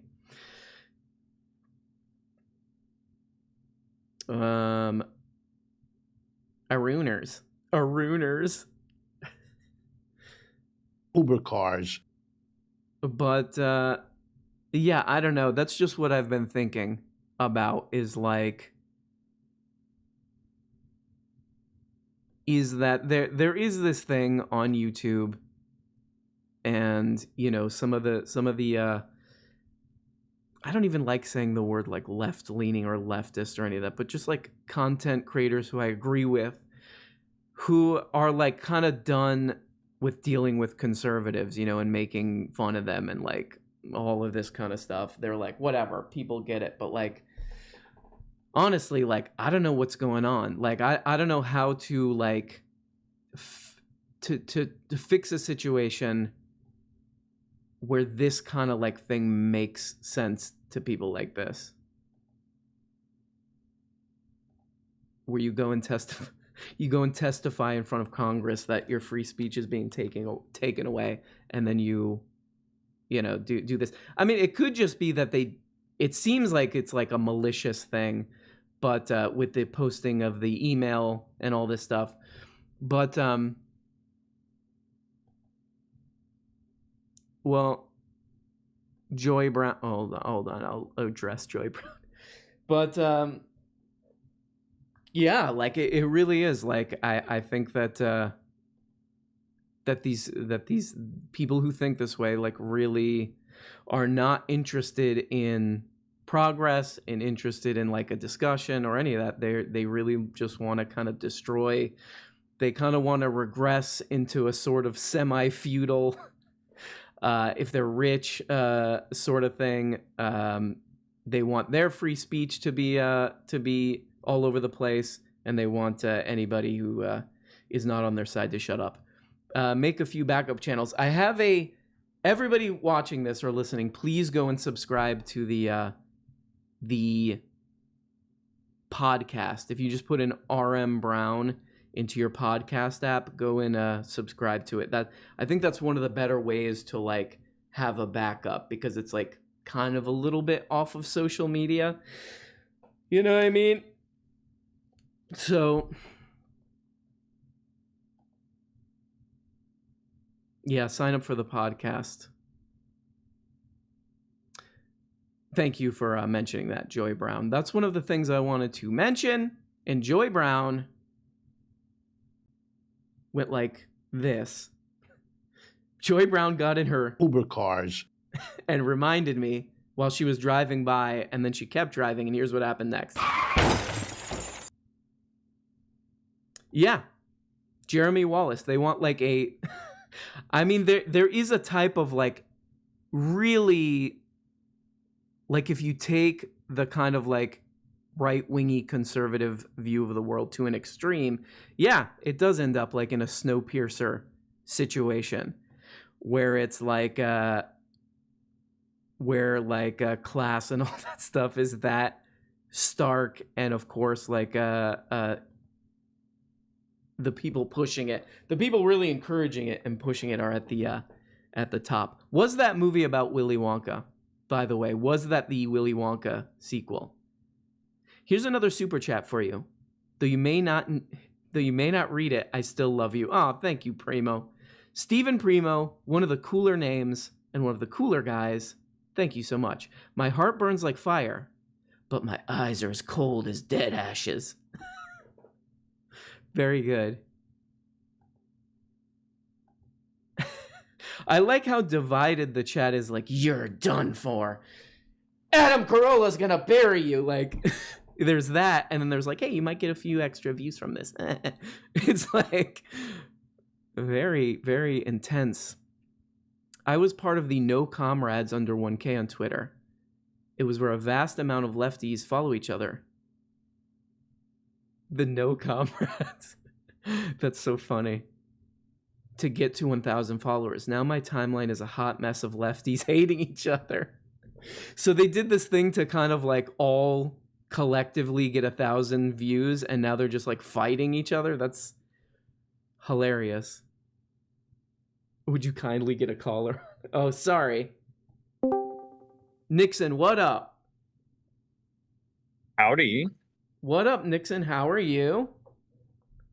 Happy I could get on this week. I was doing something last week, helping all kinds of new students that didn't want to party here, but we got them over. In my little group, personally, we only had one be a runaway, so the rest of them, little angels.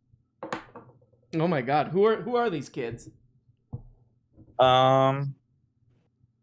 Just because I'm anti-doxing myself, you it's don't a have bunch to of say. little freshmen at Texas State University.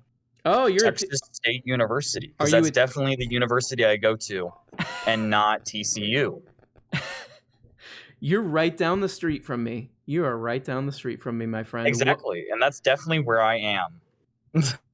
People are feeling you in the chat. They're like, Richie Nick's back. He's back. Yep. So are you? I missed it. I was having fun, but I really missed it.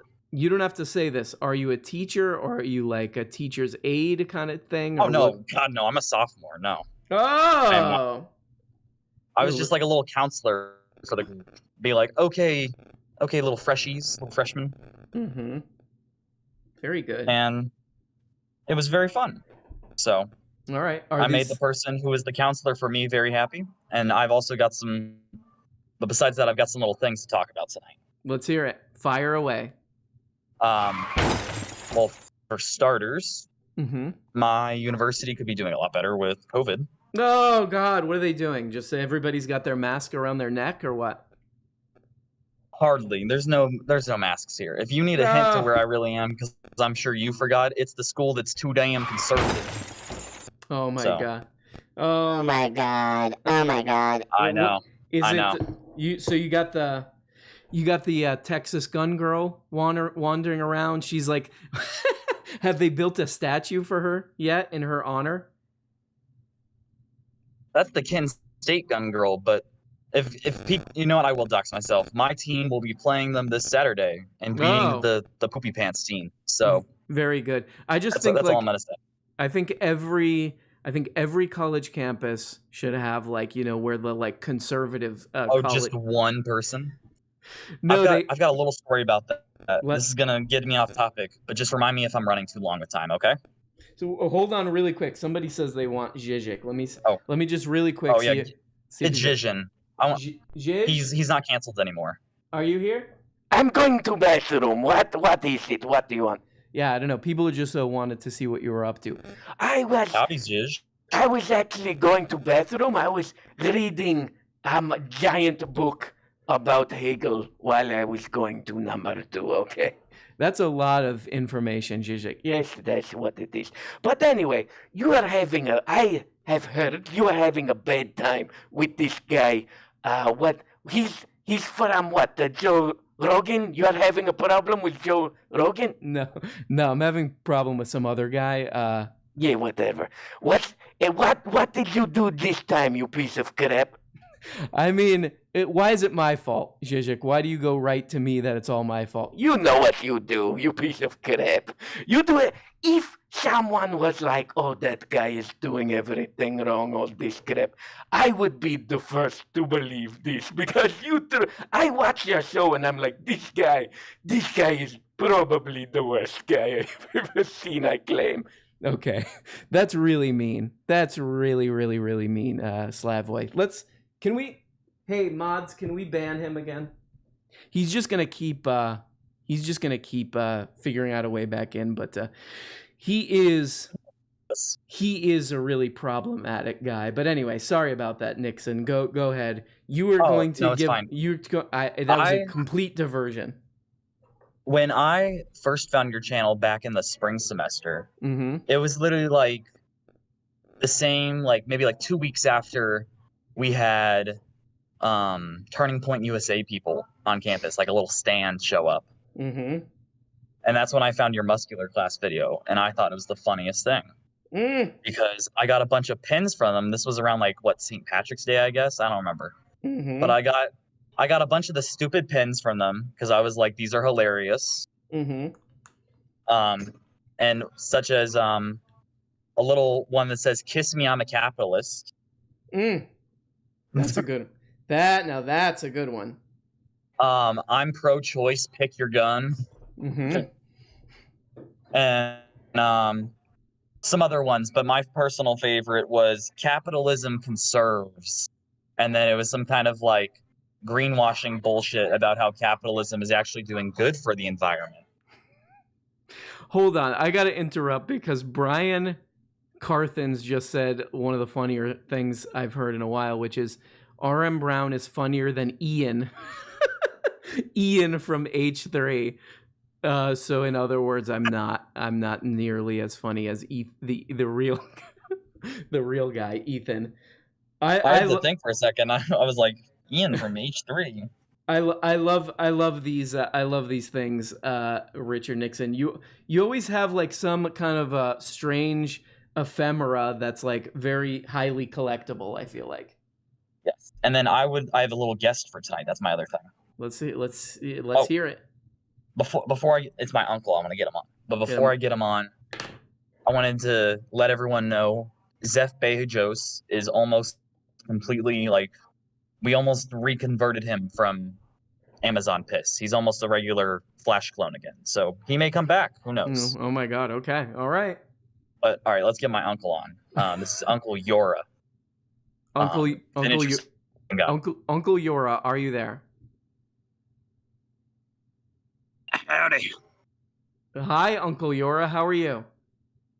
I'm good. How are you? Richard Nixon, is this you doing a voice? No, Uncle, come back. This is my uncle. He's got a fun acronym kind of name like you. His name is "You Are a Hog." So it's a real interesting kind of thing. He's got a whole family. Richard Nixon's doing his own parallel show. He's doing his own parallel show. Is Ian the producer guy who called out Crowder? Arm Brown, when can I listen to Ariel Pink again?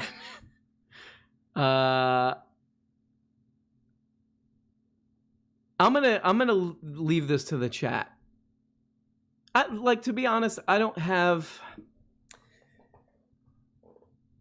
definitely don't think Ariel Pink and what's the other guy's name? John Mouse should be like kicked out of society. You know, I don't think that they should be like, oh, they're both pieces of puke.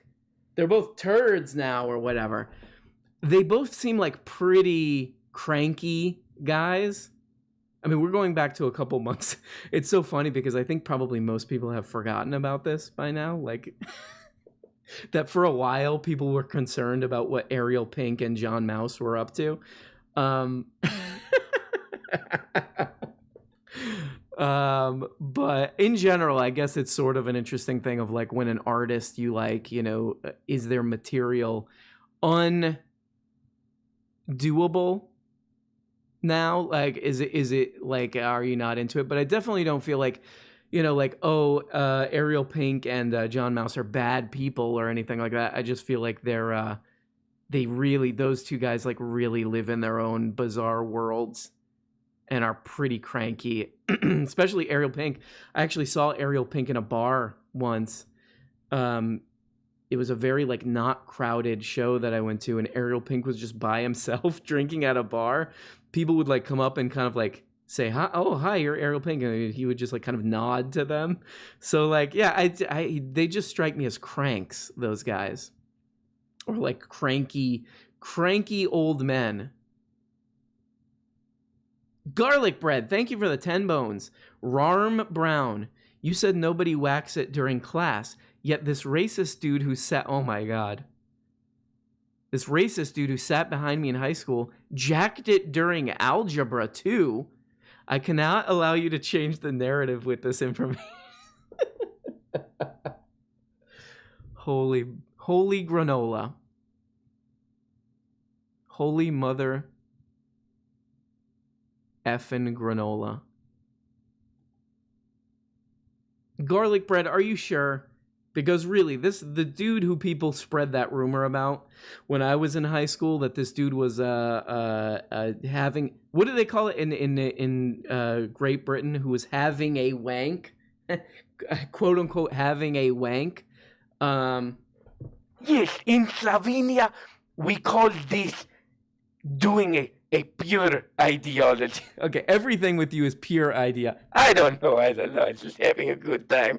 I had a few drinks tonight, and I am just kind of, you know, going by the seat of my pants kind of crap, you know. Yeah, you're doing a little bit of improv.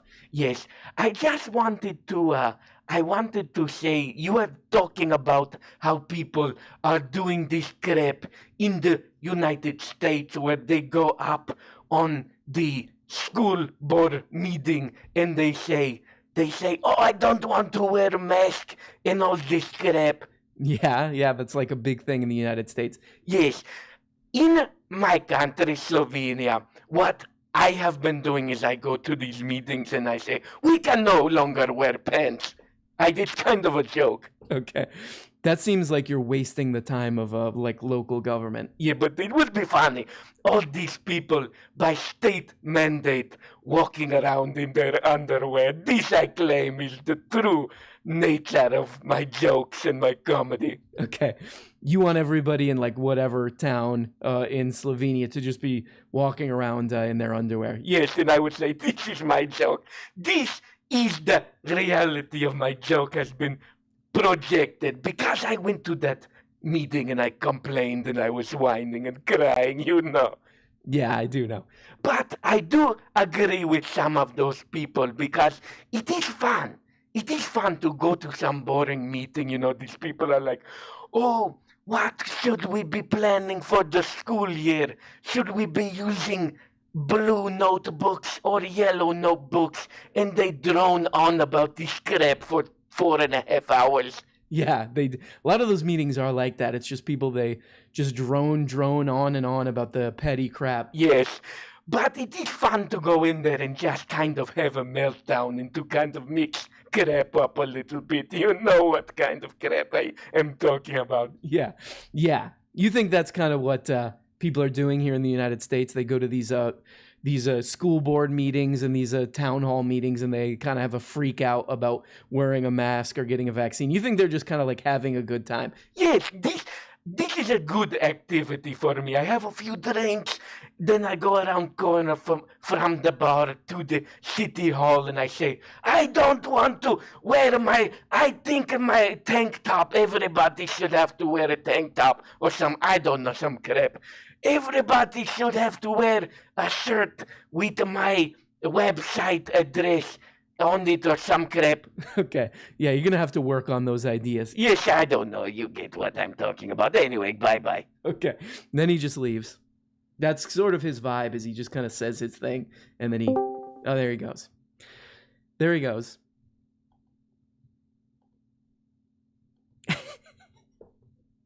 There's got to be more. Like those like town hall student or school board meetings where people are melting down about like not wanting to wear a mask and all this crap. There's got to be like some of them that are like even funnier. Like I feel like we're just getting the sort of like the cream or the foam off the top of that. Like I think that they're like more and more are going to come out. And then of course, like it's going to be a social media thing, which it kind of already seems like what it is, which is people trying to get clicks, which is what it's all about. How crazy. How much of a meltdown, a lunatic meltdown can I have in this school board meeting to get me go viral on Instagram? on Mima and Peepaw Instagram.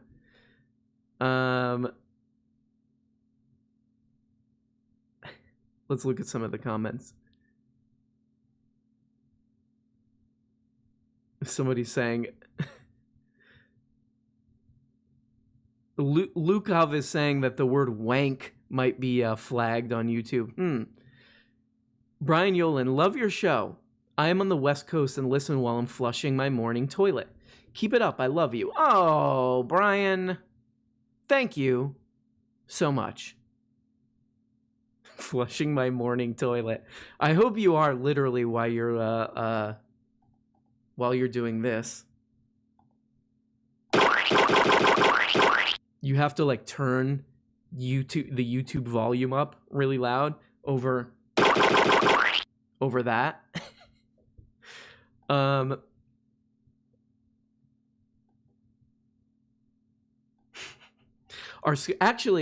friend of the show sent me a video that they took of one of these school board meetings. I mean, this really is like this whole like public meltdown, trying to get a viral meltdown thing at school board meetings is running wild, is running rampant.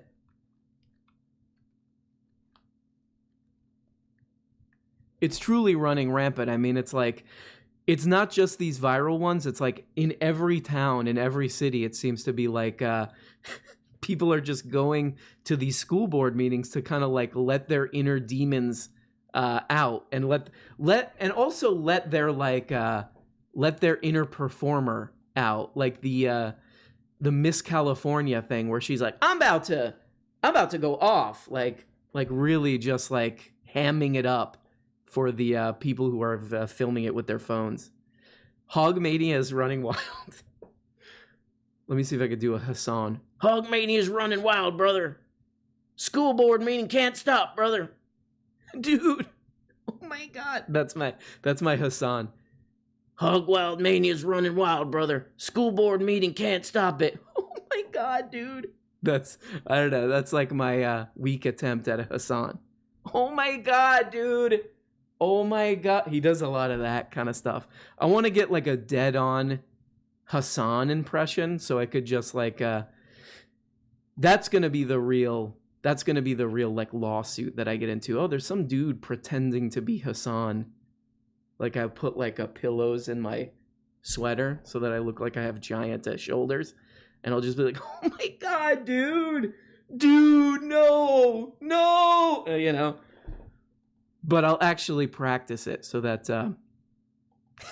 so that people will think think they're watching the Hassan channel, and I'll just kind of suck down some of those views. Ryan, are you using Mad H4X? What is H4? Again, the chat always having their own parallel show.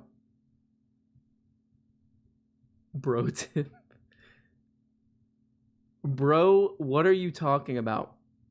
Can be your set. Yeah, let me see. Bro, what are you talking about right now, dude? He does a lot of that. I mean, he's got a very specific accent. Cause he's mixing a kind of a lot of like LA and this kind of stuff. Oh my, dude! Oh my God! Hog heaven, brother. Hog heaven, hog mania, brother. This is what Rand Paul does, dude. This is what these This is what these conservatives do, dude. I need to work on it. When I first heard your ZIZEK, I only had the audio and I thought it was real. Yes, okay. Slavoj Žižek I have loved for a long time. I've watched like hundreds of hours of his endless monologues and speeches that he does. I'm like, wow, I kind of like have this is like the one impression that I can do. I didn't really even work on it that long, just because he's got so much, like a bazillion hours of him like just straight up talking shit on all over the internet.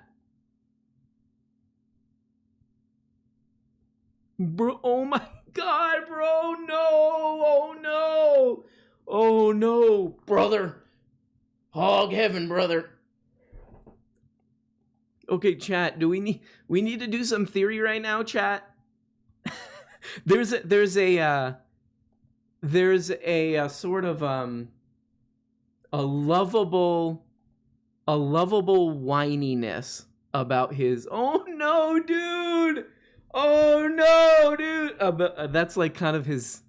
It's gonna take a while to get that impression, but there is a sort of a likable, lovable whininess to it. Ian Mackey says, "Keep working on it." I gotta get a Hassan. Oh, the ZIZEK, can you do a Hassan? Yes, I can do it great of this man. What is his? Chang Yudiga? No, it's his nephew, I think. Yes, I can do. Okay, are you ready? Yeah. This him playing video games. Oh no, crap! This is hog heaven, brother.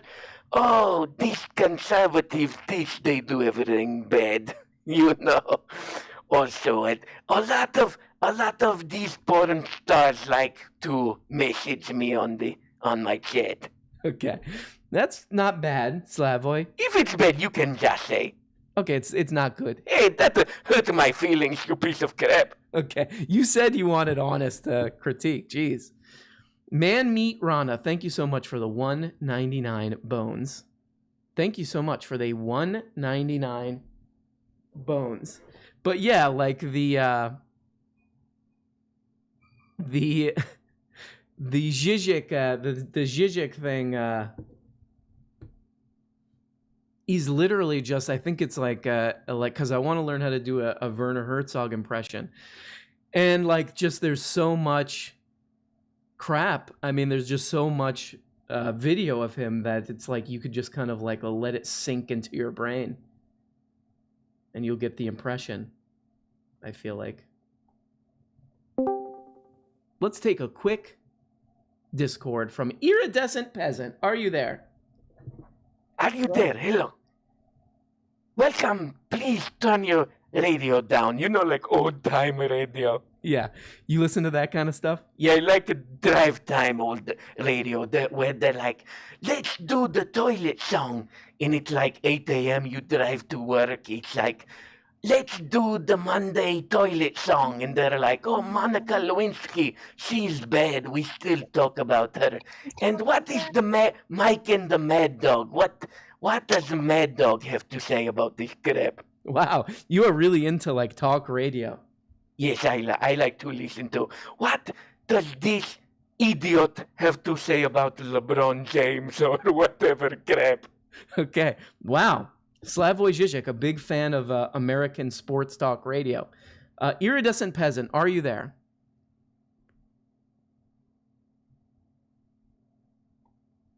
Okay, bye-bye. Corntex Contrapolis, is it trippy to have Adam Corlorla coming after you? It's cringe. It's cringe. I mean, I would like to get into some kind of a feud with, to be honest, Hassan Piker. I mean, I've called him out many times. I've called out David Parkston. David Parkston would be an interesting one because he seems like such a buttoned up, by the book, sort of a good student kind of guy. It'd just be funny to get into like a brutal back and forth with him. But like, no. It'd be like if like Charlie Kirk was like, oh, like now you have to like deal with me, or like who would be another one? Like if I had to like think about Candace Owens for like more than like the time it takes to make like a funny video about her. Like no, it's not at all. It's cringe. It's cringe, as they say. That's sort of like a Sam Hyde. It's cringe. Okay? These are the stupid impressions I want to learn how to do. Sam Hyde, Hassan Piker. It's like the most like who are these people?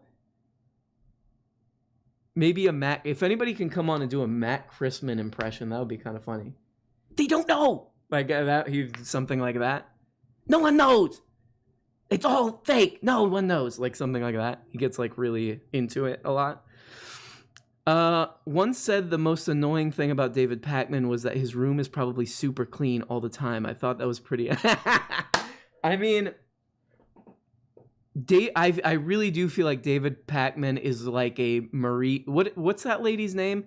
Like a Marie Kondo sort of. I might be saying her name wrong, or might be getting her name wrong. The like tidy up lady. I feel like his room is like Marie Kondo style. Like there's just like nothing. Like there's nothing on any surface. It's all, there's not like a speck of dust. Does anybody else get that impression? I feel like he's very Kyle Hopper. You like that? No one knows. No, and he's like got a vape or something. No one knows. No, like he's he'll get to this point where he's just had it. Yeah, what would be like a Matt Christman impression? Somebody sent me this video where he was doing poor guy, but he was doing one of he does these really long like they're like 2 hour long things where he's just like talking into the camera, and his chair broke. The poor guy, his fucking chair broke in like the most. And I don't mean to say this in a making fun of him way, because he seems like a really good person, but his chair did this, and it took him like a day to.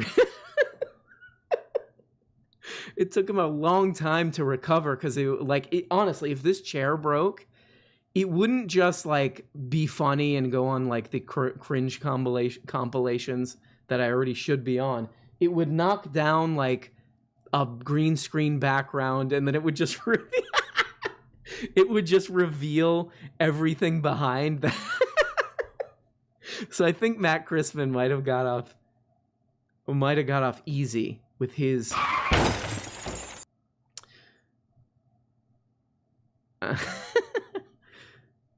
When doing a Dave Rubin impression, move your lips as minimally as possible. Yeah, he does. A Matt Gaetz impression. Yeah, but I mean, Matt Gaetz' whole thing is that he seems like an artificially generated orthogonal.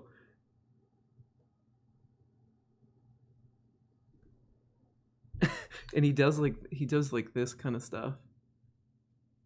Duchenk Uger, that's an easy one. Of course. Okay. Of course. Okay. And then Anna will say something like further to the left of Cenk, and it'll be like, right. Okay. Like, he's just a lot of that kind of stuff. Very kind of lawyerly.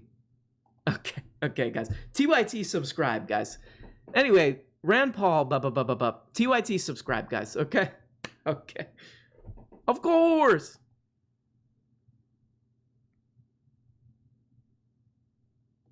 Do Takashi 69. Ooh, I like to tell on all the criminals. I like to tell on all the criminals what they've been up to. Didn't he like snitch on somebody? That's my impression of can you do Adolf Reed? Wow, we're getting into like really like just like left YouTube.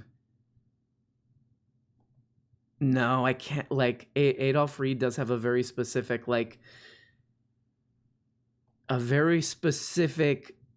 he's another one where it's like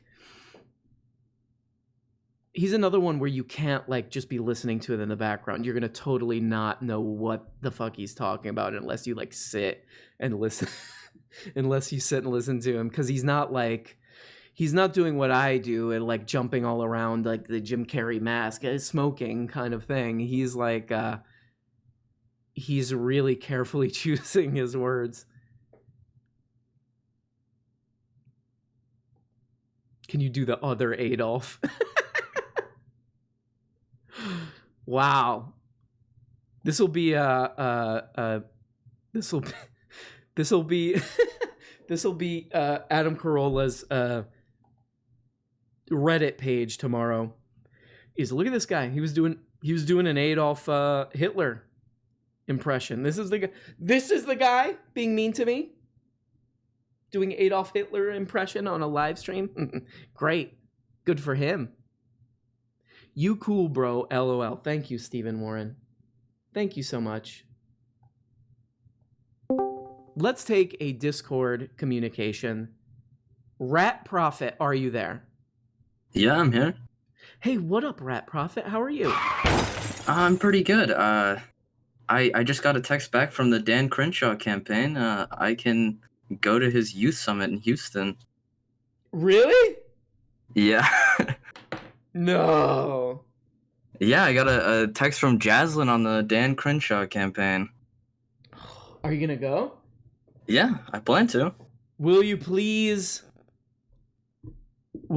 go and give us a report? Usually they upload it, like they upload like video of the event. Yeah. But will you please go and give us like what the vibe is among the actual, like go and talk to people and be like, hey, what up? Want to go on a date with me or like whatever, and just like see what the vibe is. I'm very interested in the kind of like the students that would want to go to the Dan Crenshaw campaign, like unironically. That's a scary one. That's a. I'm not scared of them. I think that's like that's more sad than scary. Like it's kind of depressing than anything else. I mean, if nothing else, just for the sort of like how boring all that looks. A bunch of people in like a Hyatt, a Hyatt ballroom listening to like these, like the JP Sears. JP Sears, like, oh my God, JP Sears, like, and a lot of people were sending me messages. I watched some of that guy's more recent video, and and he's really like, it seems like he used to be kind of like just one of those like YouTube comedians, but now he's just like cranking out the most like pandering, like anti-vax content you've ever seen. Yeah. But you're right. There's a bad vibe to it. Yeah, I'm thinking about asking him if he's vaccinated, because his like stock response is, do you have herpes or whatever? Mm-hmm. And just like responding to that with yes. Now, can you answer? Are you vaccinated? Because I'm very curious whether or not any of these people are vaccinated at this event. People are talking about trying to do a Sam Cedar impression. Can you? What do you think a Sam Cedar impression would sound like, Rat Prophet? I am not gonna do a Sam Cedar impression. Jamie and I may have a he goes up. Yeah, he does go high. Yeah. he's kind of slowed down a lot lately too. He's kind of more a lot more pausing. These are too hard. People are saying like Sam Cedar, Matt Gaetz. Like, how do you do a Matt? Yeah, these are like granular. Yeah, these are really like ZIZEK is like you're doing and like it's such a obvious, but like Sam Cedar, it's like a white dude from Boston. Like, I mean, he doesn't have a Boston accent. I mean, it's like it's impossible. Yeah, and they're Matt very Gaetz, like generic. Matt Gaetz doesn't have an accent of any kind. He's like he's artificially generated. So born in a lab. How do you say her name? Trisha Paytas impression? I don't know how to say her name. I'm not too interested in Trisha Paytas. I feel like the way I think of it is Trisha Paytas, but that's not. It's not even close to that. Well, Rat Prophet, do you have anything else for us, or should I just leave you alone for the rest of your life? I can chronicle my AP government teacher, and his shenanigans that he's been getting into. No, God, what's he doing this time? So I got this AP government class, and I went to his class, and he starts out like, I don't know everything, I've been working in government for a long time, but like I don't know everything. So if you know something that I don't, let me know. And so I was like, okay, I think of myself as pseudo intellectual. I know some stuff. Mm-hmm. So he does this presentation about like different forms of government, and he's talking about totalitarianism. Mm-hmm. And there's a picture of Stalin, Hitler, and Fidel Castro, and he's like, what's the same between all these people? Well, Stalin was the leader of the Union of Socialist Soviet Republics, and Hitler was a national socialist, and Fidel was the leader of the Cuban Socialist Party. So it seems like the same is that they're all socialists. And I said, I raised my hand and I said, didn't Hitler kill all the socialists first? And he went off on me, and he was oh no, I have a master's degree in this. I have a friend who survived the Holocaust, and he was like going off. And then he said like, oh, I'm sorry, my teacher voice came out. And when he came over to me, in the same breath that he was apologizing to me, he had to shit talk Bernie Sanders. No. And he was like, sounds like he's taking a little bit of some liberties on what is the line between teaching and just kind of barfing up your opinion. Holy moly. Yeah. Well, Rat Prophet, you got to keep us updated on what's up with this dude. Yeah, he's written some books apparently. He's like a libertarian guy, and he works in like 10 Rules to Life. Did he write that one? No, he didn't write that one. But he works in a lot of like Native American communities because he's like a Native American guy. But I don't understand how he can love like Rand Paul and stuff when Rand Paul. He was defending the filibuster today, and he was like, Rand Paul went up there and he talked for 28 hours with no bathroom breaks or anything. Well, I think the way you got to think about this is this will kind of really up your tolerance for dealing with kooks, and it will be able to kind of like roll off your back when you leave school. But Rat Prophet, love you, and bye-bye. Thank you so much. Kyle Hopper says, impersonate Bjork. I live at the top of a mountain, right near the top. The most beautiful view, right at the top of the mountain. There was, I can't remember who impersonated her on Saturday Night Live when she was on Celebrity Jeopardy. And she went on this whole thing about I like to go to my oven and throw coins into the oven. Like some weird... But there it is. That's my Bjork. That one I think is not as bad as it could be. Somebody says do a Rita Repulsa. Is that the Power Rangers? like she does like that kind of stuff. You will be dead, a Power Ranger. Like that kind of crap. Tom Segura impression. Okay, so like more just like white dudes that don't have an accent.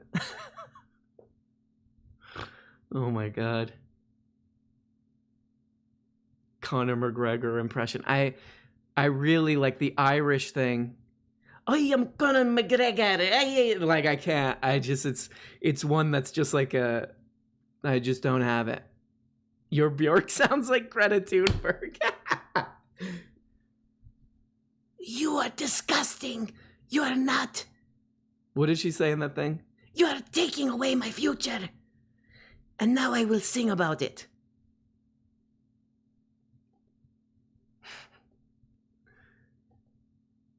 All is full of love. Hi, it's me, Greta Thunberg. I would like to say that I'm wearing a swan outfit again. Even though I really do believe in the environment, I like to wear a swan when I go and yell at politicians. Can we get a Wanda Sykes impression? I am not going to give Adam Carolla that kind of material to work with, my friend. But nice try. Yeah, the Slav voice coming in. Yes, my name is Greta Thunberg / Bjork, and I am doing my crap. Right, Slav boy? Yes, how dare you? I actually can do great Bjork impression. Would you like to hear? Yeah, go ahead. I am Bjork. Okay, that's literally just your voice there. All is full of love. I am Bjork. Yeah, you're not even trying. Okay, great.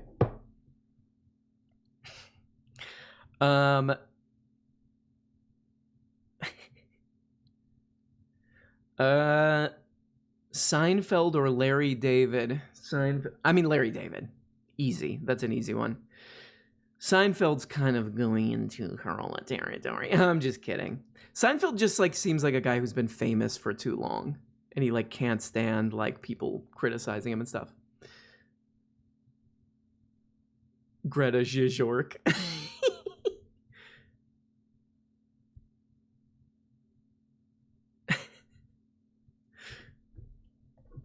Yes, I can do great impressions. Do you want to hear my walking? You can do a Christopher Walken impression? Oh, of course I can, you piece of crap, you. Okay, let's hear it. Okay, here we go. Ready? Yeah, I'm ready.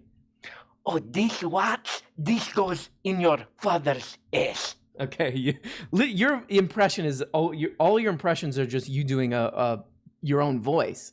Yes. Like the Grimes one is just you. That's one of your classic impressions. It's just you like making your voice higher. No, this is wrong. Right, Grimes? Yes, Slavboy, this is correct. You do great impressions. My husband thinks so too. Okay. Ban him. Guys, seriously, he just, I don't know, he just adds a sort of pointlessness to the show. Okay, sorry, I had to talk to the mods there. Now they're saying like they don't know about the majority report appearance or whatever, or they're trying to work it out or something. But I cannot figure out a way to work in a ZIZEK impression without seeming like a total turd. If they do me the absurd honor of letting me wander onto that show.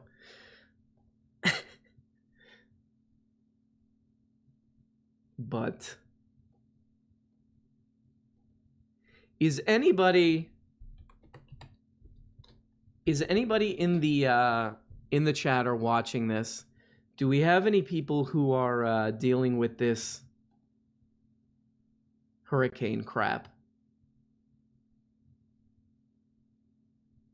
Hurricane Ida. I don't know if I've told you guys this story, but when I was a kid, I lived in Florida, and we went through one of the worst hurricanes ever there. And I gotta say, like, my own sort of like craziness and psychological problemos, they got to be a little bit they got to be a little bit due to the fact that like I was in a house that basically blew apart with me and my family in it. So my best wishes and like sympathy go out to Louisianians. Welcome to Louisiana. All we eat is fried chicken. I go jogging every day. I'm trying to get in shape, but I have a little it's like a camelback.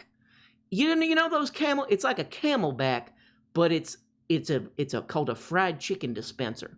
So I'm like running and sweating, and it comes down in front of my face, and I gobble, and I gobble my fried chicken. That's how we do Louisiana. Louisiana, we eat that. Oh, and shrimp. Yeah, right, and shrimp.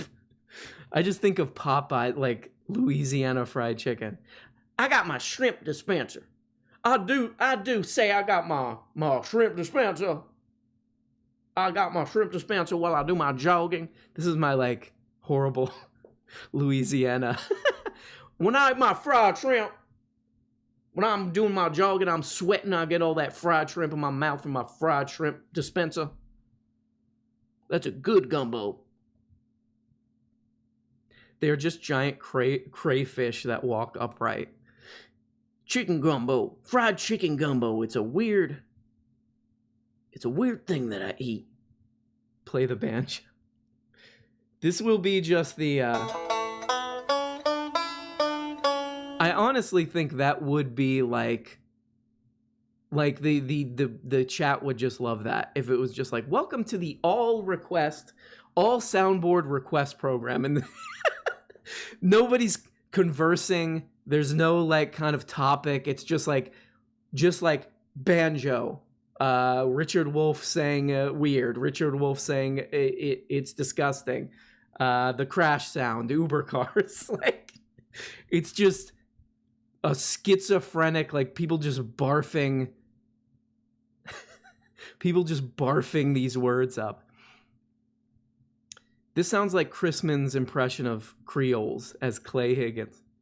Well, I do say it's more of a foghorn leghorn sort of thing. I can't remember how the maybe we can listen to Louisiana accent. Hold on. Like the James Carville kind of I'm hotter than a nun in a toilet or whatever, like his weird like Creole. Is it Creole accent? Creole accent.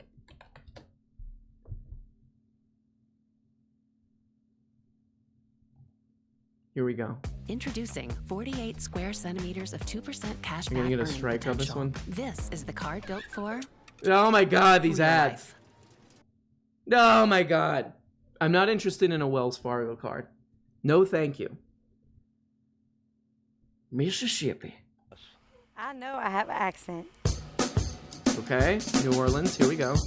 Where you from, you heard me? The New Orleans accent comes from multiple cultures that's been here. Oh my god, I just Accent want to hear have is though. I just want to hear it. I don't want the whole backstory. Hey y'all, it's Caitlin, and I'm back again to speak about Cajun and Creole dialects. It's Cajun. This is my Cajun accent.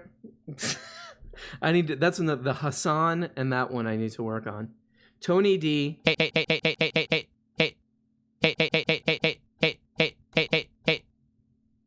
Political views. Uber cars. New Orleans. Welcome to New Orleans. You know what we do here at New Orleans? Every morning we wake up and we eat a fried donut.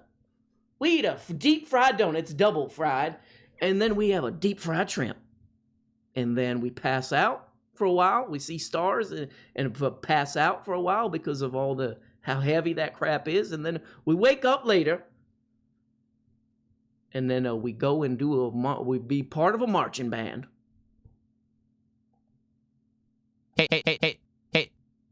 Accents, customs, and the heritage. Just to.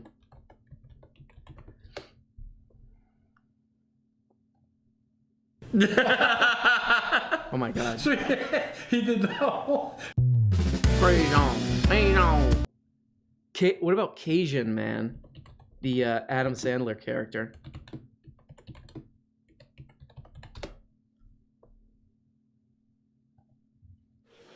Now, here to Maybe we comment could on at the least get a presidential race taste is our for. political correspondent, the Cajun Man.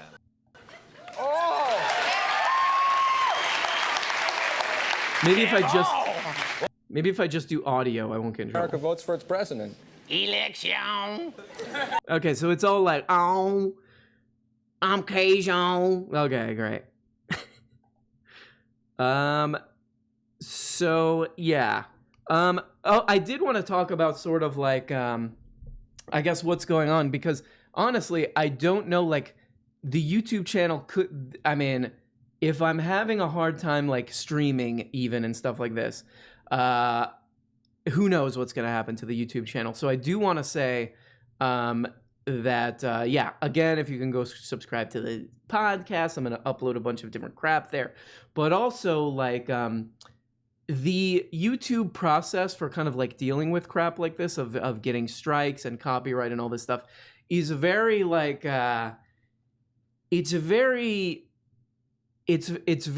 like kind of not friendly to, or it's kind of like not super friendly to content creators, because when these videos just got like immediately taken down.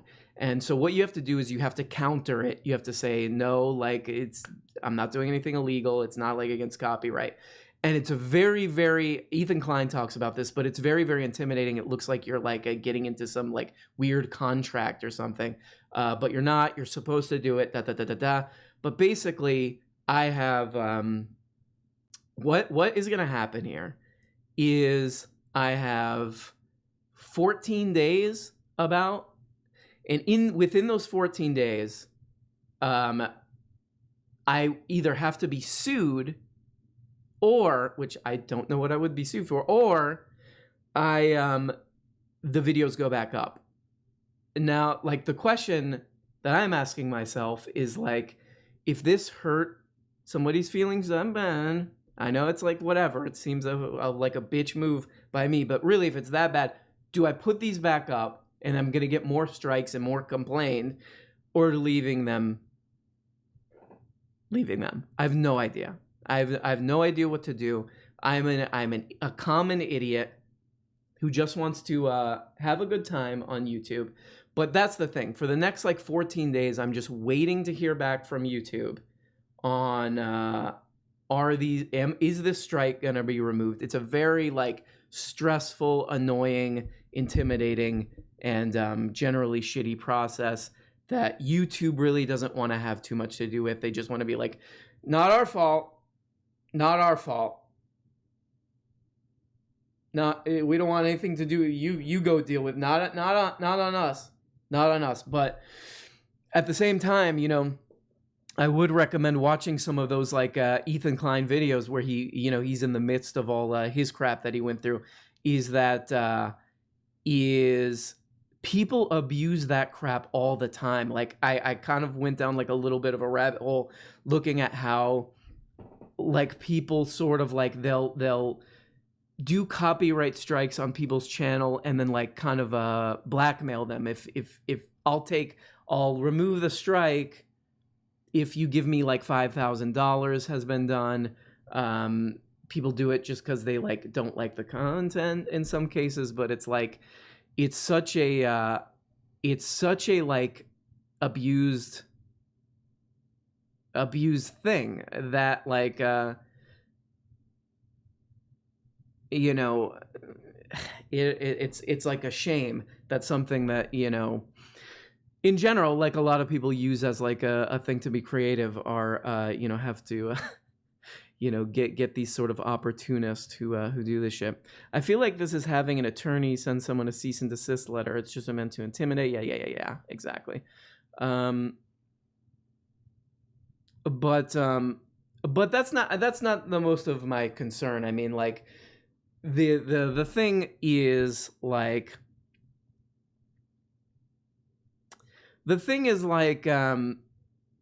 how I mean, I don't know. I always just wanted to do a show that wanted to do a show that was sort of like you know, I don't know. Like, I grew up listening to this dude who kind of inspired a lot of people where I grew up. Well, two people.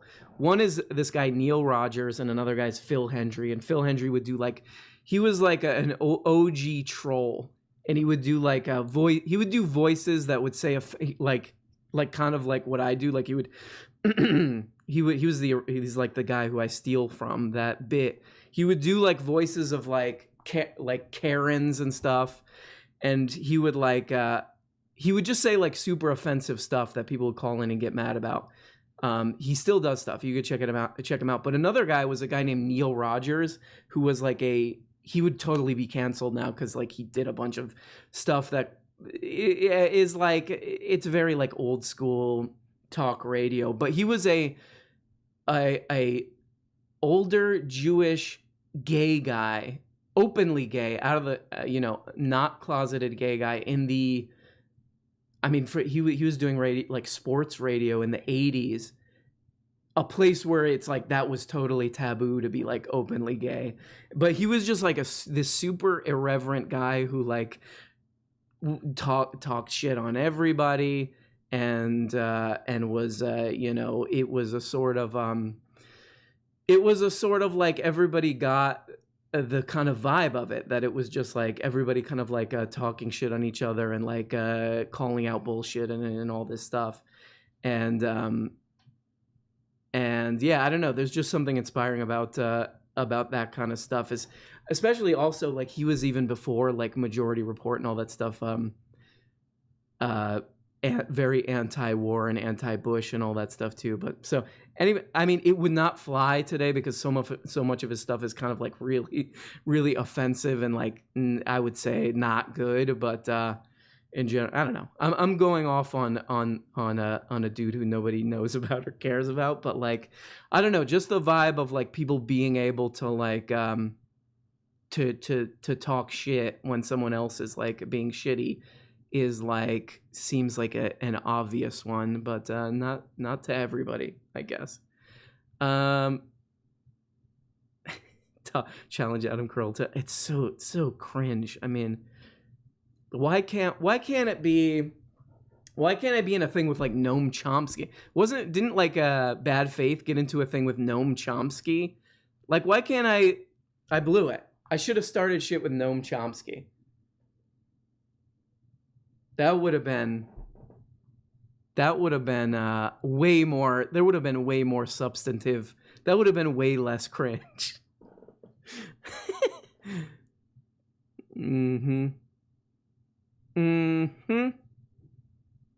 After Charlie Kirk, this channel is a tribute to making fun of Adam Carolla.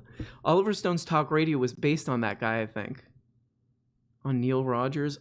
It was definitely based on a real character who I think went through something similar, where like somebody was getting really intense on a call.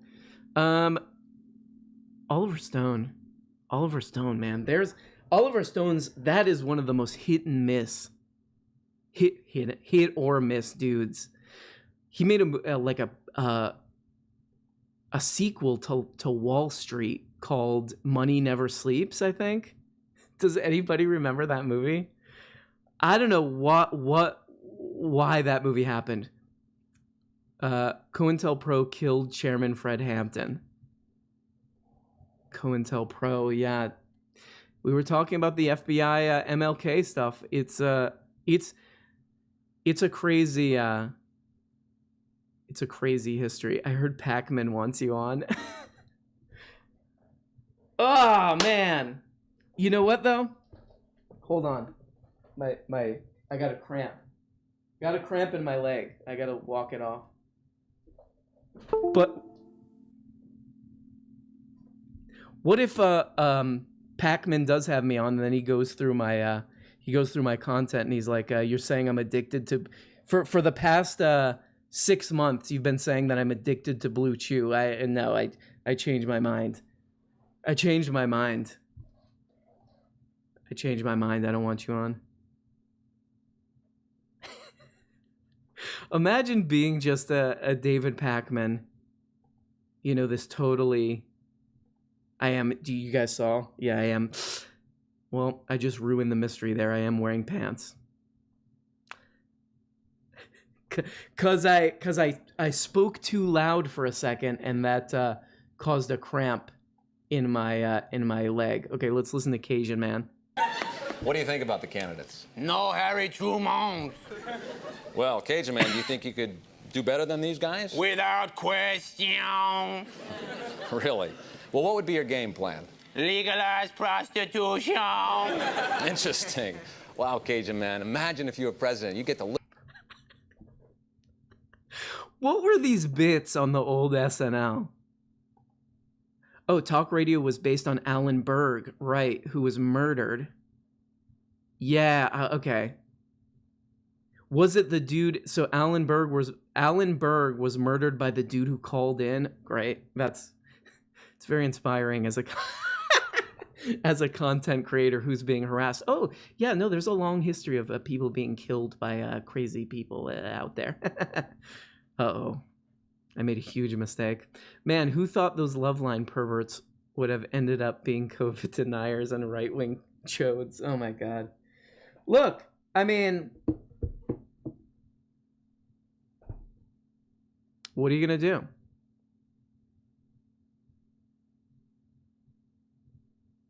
Imagination. What a weird. We're just gonna have a dude. This is our skit. We're just gonna have a dude doing an accent on the last word. Well, let's talk to some people.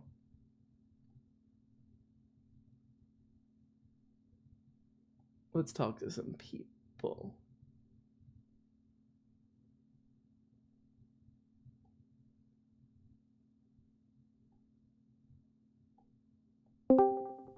Admonish, are you there?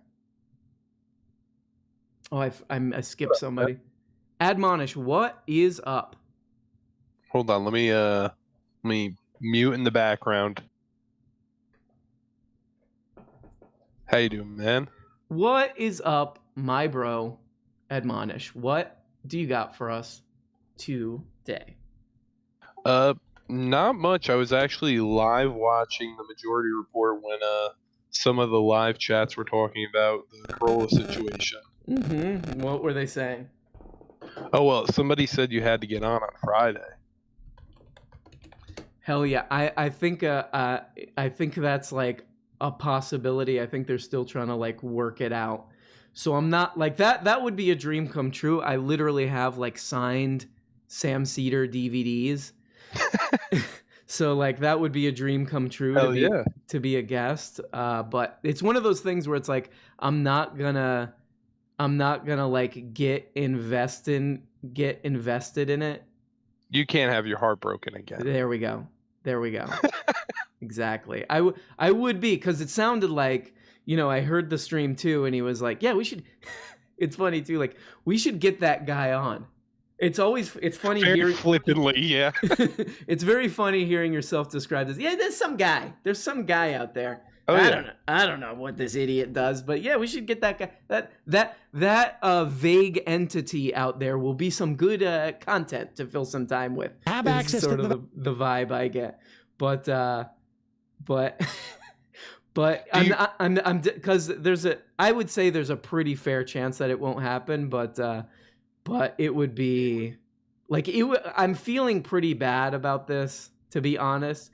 And it would really just like that would just bring everything back up, to be honest. Because this is like now, like when I started this YouTube channel, I was like, this absolutely is not going to go anywhere. And now it's like I kind of realize I'm not really like psychologically capable of being like a public figure. I'm sort of like, I don't know if I can handle this. But like if Sammy Cedar, you know, has me on it's a high bar, but if Sammy Cedar has me on as a guest, that would kind of like, I would be like, okay, everything might be okay, you know? I'm sure everything will be, regardless of that situation. But are you gonna say anything about David Paxton stealing the soundboard? That's a good If question. you get on the Majority Report, will you call him out? What if, you know what? It'd be so funny. Like, it'd be such a, it's just such a like slight to Sam Cedar in the Majority Report if I like got on and I just did a bit. I got on and I just like called out David Pakman like I'm like a Macho Man Randy Savage or whatever. Like the I think whole time. it would be so unexpected that it would be like a breath of fresh air on the left. Hold on, I'm gonna play this clip really quick. Let's hear it. Okay. We'll put those on the list. Bernie Bot. Hey, I'm our crew. As DJ Danarchy tweeted this weekend, hilarious progressive YouTuber and soundboard savant RM Brown is getting content strikes on his channel from none other than free speech warrior Adam Carolla, whose feelings he hurt in his now removed videos. Everyone, please go subscribe to him. I recommend having him on. Very funny dude. Maybe we should do that. Have him on Friday. Toilet. Maybe this coming. Look, actually, I think I might have already won because Emma Viglet said, So, an obvious tell. She said, like a Paxman. Exactly. I gotta say thank you to Stephen Warren for the 5 bones. Maybe we'll go late tonight because this is a weird day. Just found out about this crap. Prostasia live action would be super weird. Just found out. Stephen Warren, please clarify. Go in the chat and clarify. I'm too stupid to know what you're talking about. But so, anyway. Is there any chance that David Pakman also packs lips? Packs lips? Yeah, he's a big like dip guy. Oh, like yeah. I wonder if he does. That would be so out of character, like him doing the thing where he snaps his finger. I've almost seen it though. I feel like I've seen a slight lip packing in there. I think. Look, I don't want to get myself into any more hot water here, but I'm gonna go out there on a limb and I say I think David Paxton might be dipping. I think he might be dipping, and he's like snapping. He's a Pac-Man. He's a Pac-Man. That people who do dip, they're Pac-Man. He's a member of the Pac community. People are asking if he'd be a grizzly guy or a skull. Definitely skull guy. You think he'd be a skull guy? I'm positive on that. You know how dudes like spit into like an empty Dasani bottle? Would he do that, or would his would be Pure Leaf? He would be a Pure Leaf bottle. Yes, exactly. He would be doing the more expensive crap, I feel like. He definitely wouldn't want to be doing dip that like some like red state conservative is doing, you know? Oh no. I mean, he actually might even be a snus guy. Like he likes it in the little packet. I asked Mike from remind me what Mike's last name is. Mike from Humanist Report about getting RM on Dystopian Times. Mike Figueroa. He's a good researcher. His stuff is really always on point. He said he wasn't familiar with RM's channel. That piece of How can we take the reins of cancellation to just cancel the people who don't know you? Yeah, like a kind of we will seize the means of the media control. Seize the means of cancellation. Exactly. Exactly. Wow. Unbelievable. Well, Adonish, thank you so much. And thank you for having me. Talk to you later. Yeah, it's pretty unbelievable. Prostasia is a supposed charity for child exploitation with some super weird principles. Oh God, this is like that Exodus cry crap.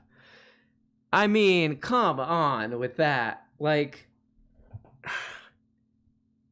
there's some things that are like keep your like live action role play semi pseudo politics out of. And I think something that horrifying and horrible would be you would kind of like be off limits, but no, it's absolutely. It is disgusting. Yeah, God, and I didn't realize. What's Jake Flores podcast? Pod Damn America. They did a long thing, like a deep dive into these, like, what would you call them? Like fake, almost like AstroTurf, sort of like Republican Party policy pushing, quote unquote anti-trafficking groups that are like totally just like making light of all that stuff, which sick. It is disgusting. Why?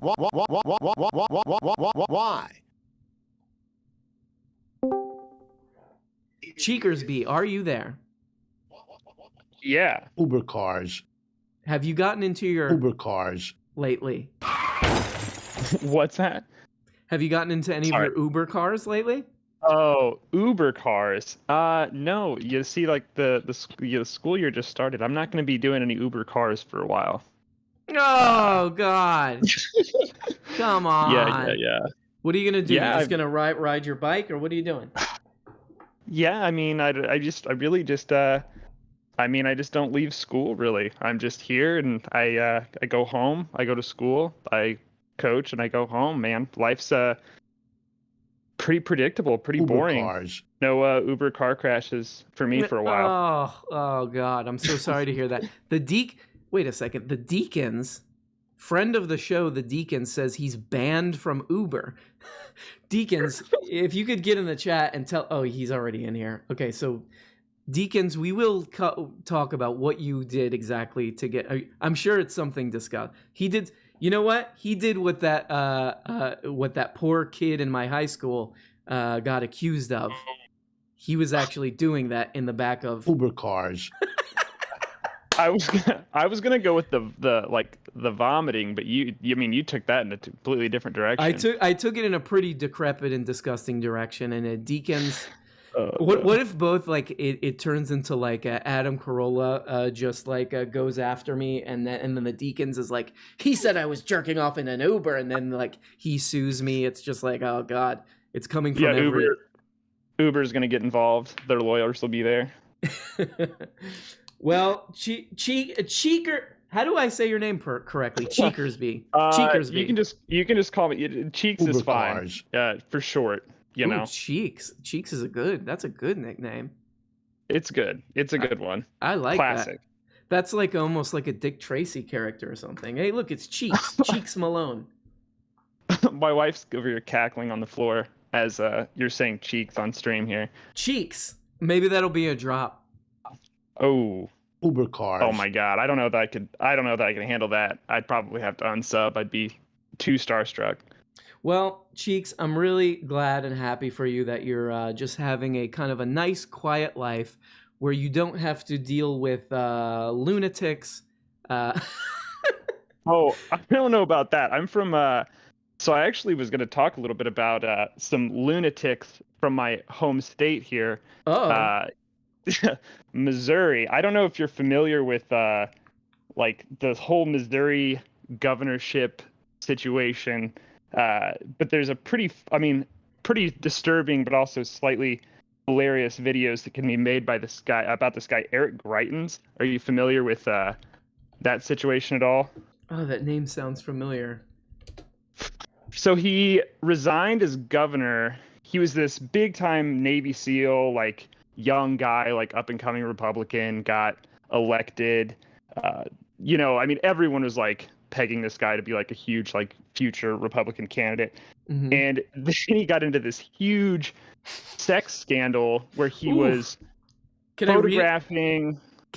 I'll read it. Nearly 3 years ago, Missouri Governor Eric Greitens left the state capitol in disgrace as he faced down 2 criminal charges, an ethics probe, and public fallout over reports that he'd had an affair with a hairdresser and then allegedly tried to blackmail her with nude photos. Okay, before you go on, like, this whole, like, blackmail porn thing is truly, like, like demented.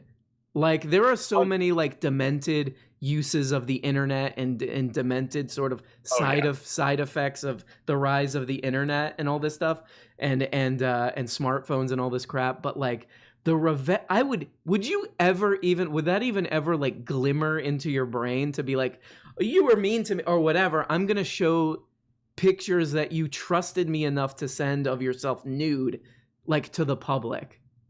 Unbelievable. No, it's absolutely not. And here's the worst part. I mean, this guy is a like serious Senate candidate. So he's running for Senate now. Mm-hmm. And believe me, Missouri is dumb enough. Like we would, I mean, that would happen. Mm-hmm. And it's absolutely, it's so messed up. And the governor now, I mean, a real treat, Mike Parsons, replaced him. He wasn't elected. You know, Greitens resigned, and then, you know, now we're stuck with this Mike Parsons guy, and he's a whole nother bag of tricks. You know, big anti-masker. You know, bust up the right to work law guy. You know the type. But yeah, so this Eric Greitens guy is running for Senate now, and I mean, there's a legitimate chance that a guy who had an affair and then not only had photographs lying around, but also is going to like publish this revenge porn to essentially hush the affair, legitimately has a chance to be in the Senate. And it really blows my mind, because I you know, that would just never. Anytime I start to think, you know, like the Democratic Party is, you know, real. I mean, obviously there's plenty of wackos in the Democratic Party, but anytime I start to like feel really down about that, I just remember that there's no way this would happen in the Democratic Party. No way. No way. Yeah, totally. I mean, I think you're right that like the Democratic Party is not fighting for us for sure, but at least they have. I mean, well, I think that's sort of the kayfabe, though, right? Like this kind of is very useful, where it's like, hey, look, we're Democrats. We ain't doing shit for you, okay? Like, let's keep it real. We ain't doing shit, but we're not doing stuff. we're not two dogs standing on each other's shoulders with a coat over it, which is basically you know like that could win in some of these parts of the country. But yeah, I think that's how it works. It's a shame, which is why it's sort of like you know, we were talking about. I feel like Matt Christman and people like that probably like, you know, would agree with me on this, but it's like there is this sort of like thing of like, we get it, conservatives suck, but they do like it does provide this like very like easy like answer to everything of like, no, look, we're not going to do anything, of course, but like we're your only choice. We're your only like buffer. We're the only buffer from like absolute insanity, you know? Yeah, and Missouri's a weird state too, because I mean, obviously it has two kind of major metropolitan areas, and then the rest of it's pretty rural. But it is sort of this strange place, because I would say like the majority of like obviously the larger cities tend to, you know, sort of almost be their own state, and then there's the rest of the state, which I call Missouri, which is what people from rural areas of Missouri say, and it's just like two different worlds, and you wonder. Like, well, obviously, like living in a city, I just wonder, like, where do we find these people? These absolute lunatics that you would even, you would think that there would be like, you know, someone else, you know, next in line, but no, like Eric Greitens, Senate candidate, revenge porn user. I mean, absolute lunatic. But anyway, I just thought that was a story to put on your radar as, you know, obviously congressional races heat up.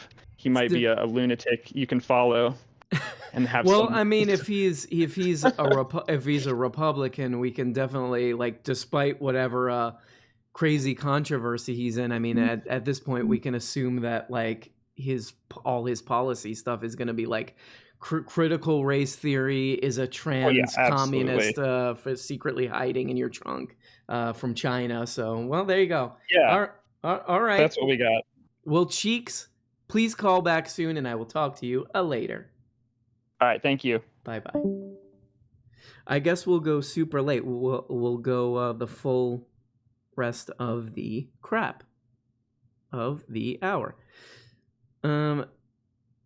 Stephen, well, interesting. Stephen Warren read The Meritocracy Trap upon hearing you mention it.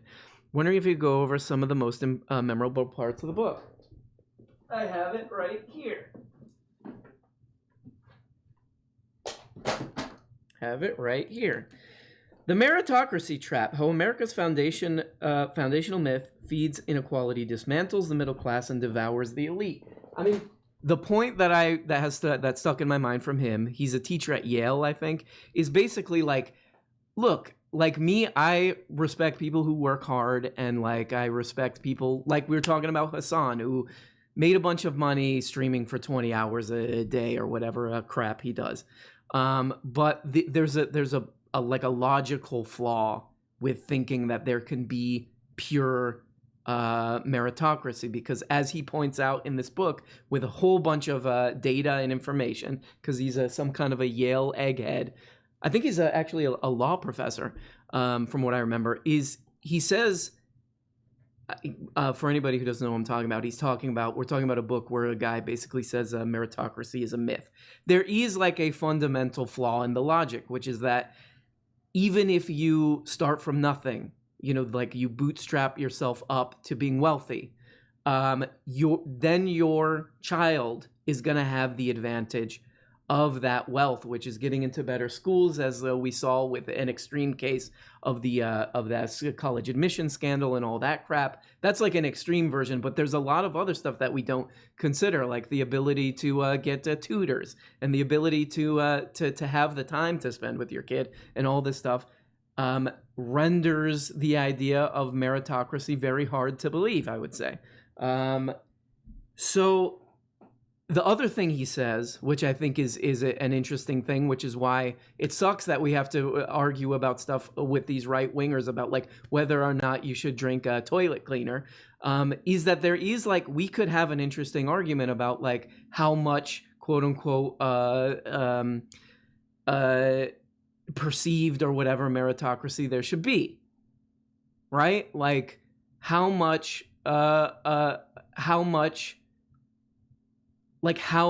unequal should we allow things to get? And I would say like there's a lot of basic needs that people could easily have met and not have to stress out and worry about, that we could easily do. I mean, that's why people like me and drone on about healthcare, because that's like an easy one. That's like something that everybody should have, and it's actually less expensive to do it that way. So the other thing I think about that I don't know how much he talks about this. Oh, he does. He talks about this in terms of the Olympics and sports and stuff, is that it does, this kind of a meritocracy myth doesn't even get you what you think you want to get out of it.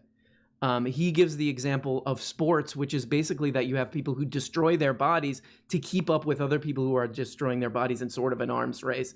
And in his words, sports aren't something that we can all appreciate appreciate in the way of like, oh, that's something that I could do too. And it's not so far from like our own abilities, that it's sort of like almost less enjoyable. There's stuff like that, but there's also like, a little bit of inequality is okay, but it's like when it gets to the point of people just, the stakes are so high. I think that's a part of it. The stakes are so high to everything that life is not that enjoyable, that you're just always worried that you're going to fall through a crack on losing your healthcare or losing your job, and you're going to have a miserable life and so on.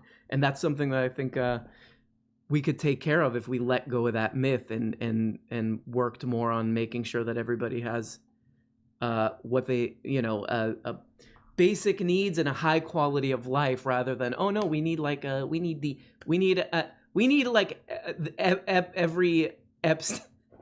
every Epstein to have like all of this crap. But I would definitely suggest reading that book. I'm giving like a very I'm just throwing out like a little dumb summary and treat, but I think it does, in general, way to sum it up is that it makes life more miserable when the stakes are that high and when everybody's at an arms race to make sure that they can get into the right college so that they can be useful to the labor market, and then they can ruthlessly compete each other and I mean, I think you guys get it.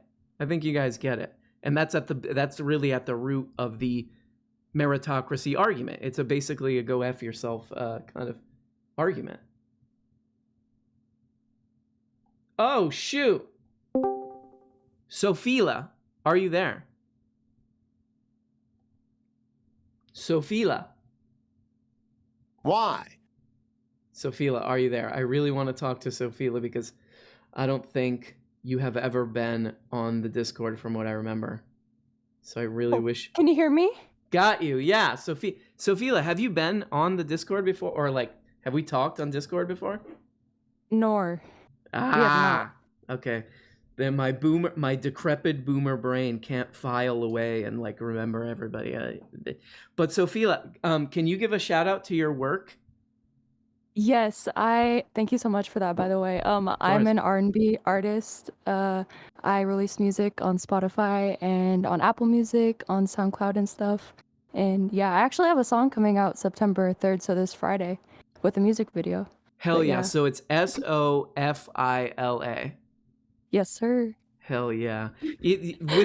Like, you're one of these people because like you sent some links and there's like people who are like, like they'll send you like music or, it's usually like a friend who will be like, hey, check this out. Or like a stranger sometimes will be like, check this out. And it's like, wow, like I have zero interest in this. But Sophila's stuff is actually like legit. I thought you were sending me a link to some like famous person or something. Cause it's like, it's legitimately like, you should be like pretty famous by now, I think.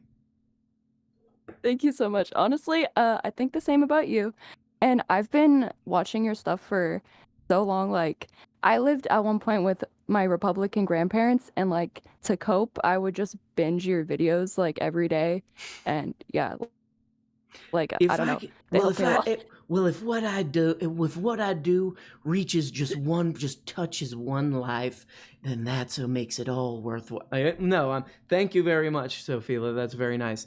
Yeah, I have the same thing, especially if I'm like going through some like difficult crap in my life. Like it's kind of like, as much as people shit on YouTube and like social media, it is nice to be able to like, if you don't have access to like actually like reaching out to a friend or like, it's good to have like, hey, it's kind of comforting to know that there's somebody out there blabbering on that I agree with and who like feels like, yeah. Well, sorry to hear that, Sophila, but I'm glad that you like it. Yeah, I also about music, I almost just got scammed by this. It was like worse than a 360 deal. Like, it was this company that I applied to, I literally forgot about, and then one day I got like an email like about a Zoom meeting for an hour, and I was like, okay, I guess I'll join. And they said, okay, you're gonna get X amount of money, and we're gonna treat you like a company. It'll be a joint stock company. Okay, you're gonna get a lot of money, and all this crap. Oh no! All this crap. Okay, all this crap. Hold on. Somebody wants to weigh in. I was actually. At one point, I was trying to do raps. You were trying to do raps? Yes, I was trying to do like a Drake kind of thing for a while, but I had the same problem. Sophila, I got into a bad contract, man. Okay. All right. Sorry about that. He likes to chime in at the worst possible moments, but keep going, Sophila. Sorry about that. Okay, I love ZIZEK. I definitely have listened to a lot of like remixes with his voice on Shrooms, which was really fun. Have you heard that like chill? There's like, there's like those chill channels, but it's just him like droning with like a beat in the background. It's so good. Like, Yeah, honestly, I could listen to that all day. Like, just take a drug and just listen to ZIZEK like say anything. Like, he could whisper sweet nothings into my ear all day. I mean, Like, I wouldn't care. that's the thing with ZIZEK is that like, I think like for the first year that I discovered him and I was like listening to his lectures and stuff, I like honestly was not absorbing like anything he was saying. I was totally just like like just like taken by his like a completely unique cadence and like a public speaking style and all that stuff. It's only been recently that I'm like, no, this dude is like actually been super smart and like brilliant for a while. But yeah, no, I totally agree with you. He do be golfing down them dogs, you know what I mean? And I'm more than just that. That's not all I do. I have done other work. Yeah, like Like what? play Fortnite? Name what other things you've done besides shoveling those dogs that anybody would know about. Okay, you got me. That is my most prominent work. You are right. But I have to say, as much as that video went around, it was worth it because those dogs were really good. They were tasting so good. Oh my god. Okay. He's a huge hot dog enthusiast, as you could probably tell. Makes sense. They're pretty good. I had to give them up a while ago, but yeah. Wait, so let's go back a little bit. You basically got tricked into like a kind of scam like recording contract. Yeah, it was really bad. Like, so the whole Zoom meeting, it was this blonde lady. She very much gave me Crystal Mommy vibes, like pseudoscience, fake woke. Like, we're gonna meditate, we're gonna do yoga, we're gonna take care of each other. I'm gonna That's have really you cook meals for each weird. other. You're gonna become a family. I'm gonna be your Weird. mommy. Oh I was just like, okay, crazy lady, whatever you say. I mean, if you can like help me in some way, like I guess. But then as soon as they brought up like the whole joint like stock thing, I was very confused, and I referred to my uncle because my uncle's actually a screenwriter, so he's had to deal with a bunch of crap like this before. So All I had of to this get crap.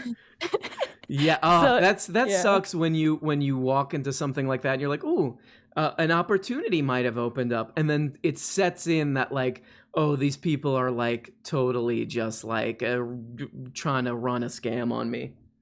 Yeah, because basically, like with the 360 deal, you at least get a lump sum of money. But with this like contract, they'd give you 50K, but they put themselves on like the board of directors, and it's a 2-to-1 ratio where I'm the one, so they can vote me out of any decision, and then they get full control over like the money. And they also put on the contract that for each meeting they can take money out. They could charge me for just like talking to me, for studio sessions, for photography sessions, for anything.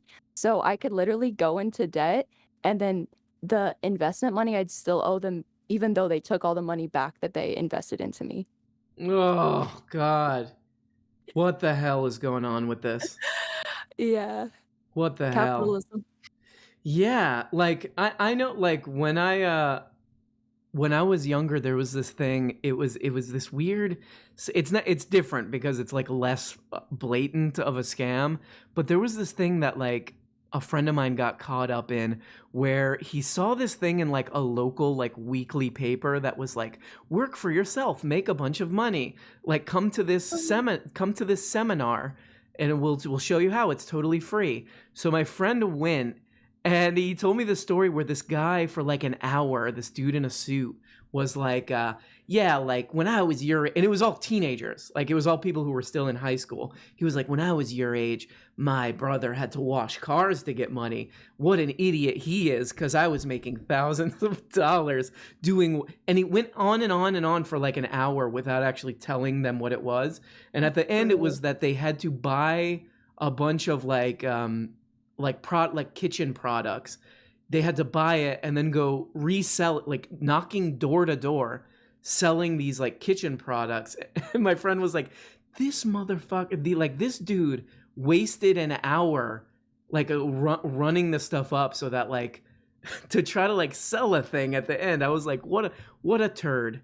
What an absolute turd. It's like in It's Always Sunny when Frank went when the economy crashed, selling knives and vacuums door to door. Exactly. It's the same kind of a stupid little scam. It's unbelievable. Yeah.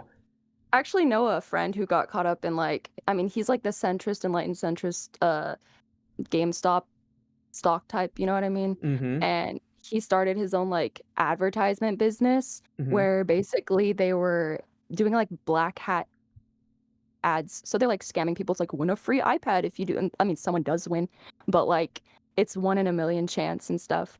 And he really loves that. And they like basically scam a bunch of old people all the time. And my grandma has definitely fallen for one of their scams with her dementia, like for sure. Oh my God. How could you live with yourself Honestly. doing that? That's sick. That's sick. Unbelievable. Well, yeah, before I let you go, I mean, I gotta say, as an artist, especially like as a musician, like you guys have been really just like forever just being totally like ripped off. Integrated. Yeah. I was talking to somebody about the TrueAnon episode about Elliott Smith, and they were talking about how bad record deals used to be and how people would just get like ruthlessly scammed by these people. And that's what happens. They're just like, yeah, sign this contract, and like you're an artist who's like, you know, already kind of dealing with the like shittiness of being an artist and you know, not getting paid and all this stuff, then getting taken advantage of by this like sketchy contract stuff is like unbelievable. It's so bad, and it's crazy to know that it still goes on. Honestly, and it just gets worse. Like, you'd think that someone would try to make it better because people complain about it so much, but they're like, oh, there's actually a way I could scam people more and like convince them that it's better. Yo, let me try that instead. Yeah. I mean, well, hopefully this will help. I mean, usually like more people watch the stream after it's uploaded, so everybody go check out Sophila. Here's the kind of messed up thing is that like I don't think I would promote it if I wasn't like, this is legitimately good. If somebody was like, I'm going through all this crap, no one will watch my stuff, I'm being scammed. If I was like, oh, but their music kind of sucks, it would be like a dilemma. But in Sophila's case, it's not. You're just straight up good. But all right, Sophila, keep up the good work and don't get scammed. These vampires out there always looking to take advantage of an artist. All right, Sophila. Take care. Bye-bye. We got to talk to local. Okay, I forgot about Deacons.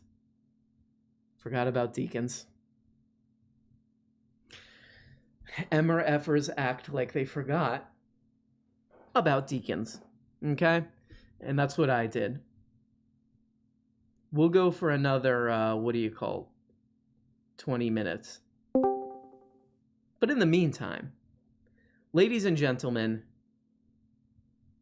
here in the realm of the people who are slighted, who are taken advantage of, who are thrown into the trash, people who are treated like garbage and doo-doo and pee-pee and caca on the bottom of a shoe, getting their videos flagged, getting emails they don't like.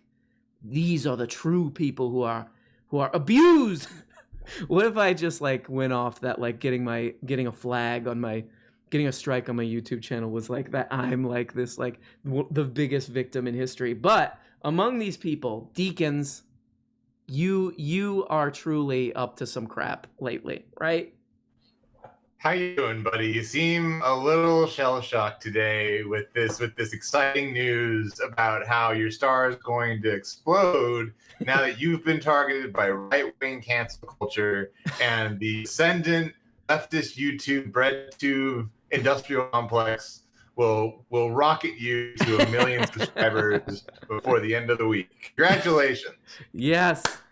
A good friend of the show, DJ Danarchy, said that too. He was like, hey, if this is all just a scam, like a Candace Owens style scam to like do some lawsuit or something, hats off to you. I wish that were true, but you're right. This breadtube industrial complex where we just we get ourselves involved in this crap to make money is truly out of control. But you're right. Like, this is like, if there ever was an example of cancel culture, wanting a video where somebody's mean to you taken down is a pretty good example, right? Exactly. It's our God-given right to make fun of each other on the internet. we like to, here on the internet, we like to talk crap. We like to take a doo-doo on each other. And no one can take that right away. I mean, it's sort of funny. It's sort of like, because he's kind of like an anti-mask. Everybody should be able to wander into a restaurant unvaccinated. Like, that freedom is vital.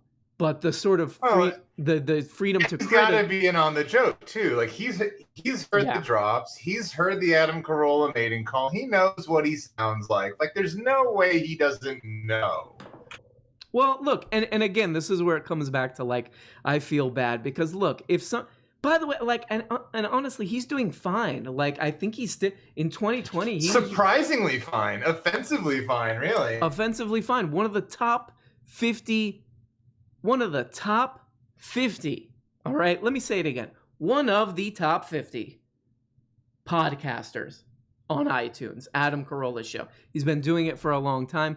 Why would you why you're doing fine? Like I was kind of thinking in my head, like maybe this guy feels like he's washed up or his career is over, and that just it just stabbed too deep, like the knife went in too deep. But then I think about it, I'm like, this is a dude who's like his podcast is wildly popular.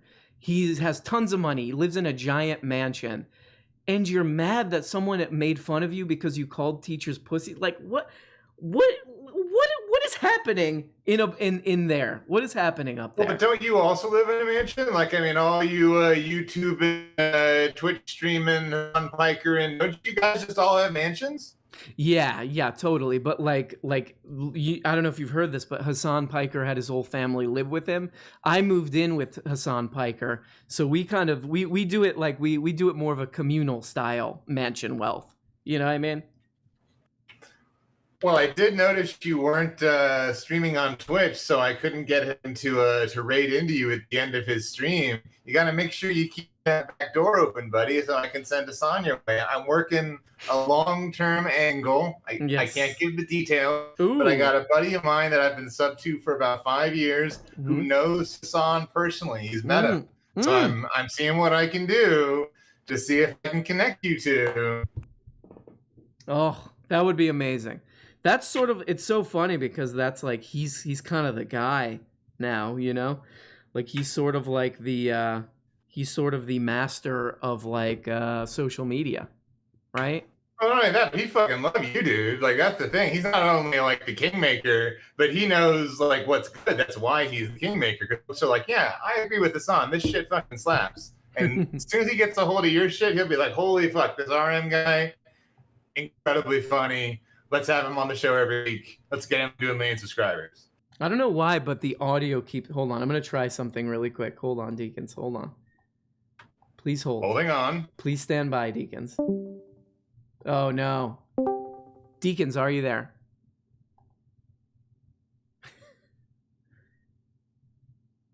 Let's see. Getting a little bit of a snap, crackle, and pop from Deek. Deacons, are you there? I can hear you. Can you hear me? Am I popcorning? Am I a robot?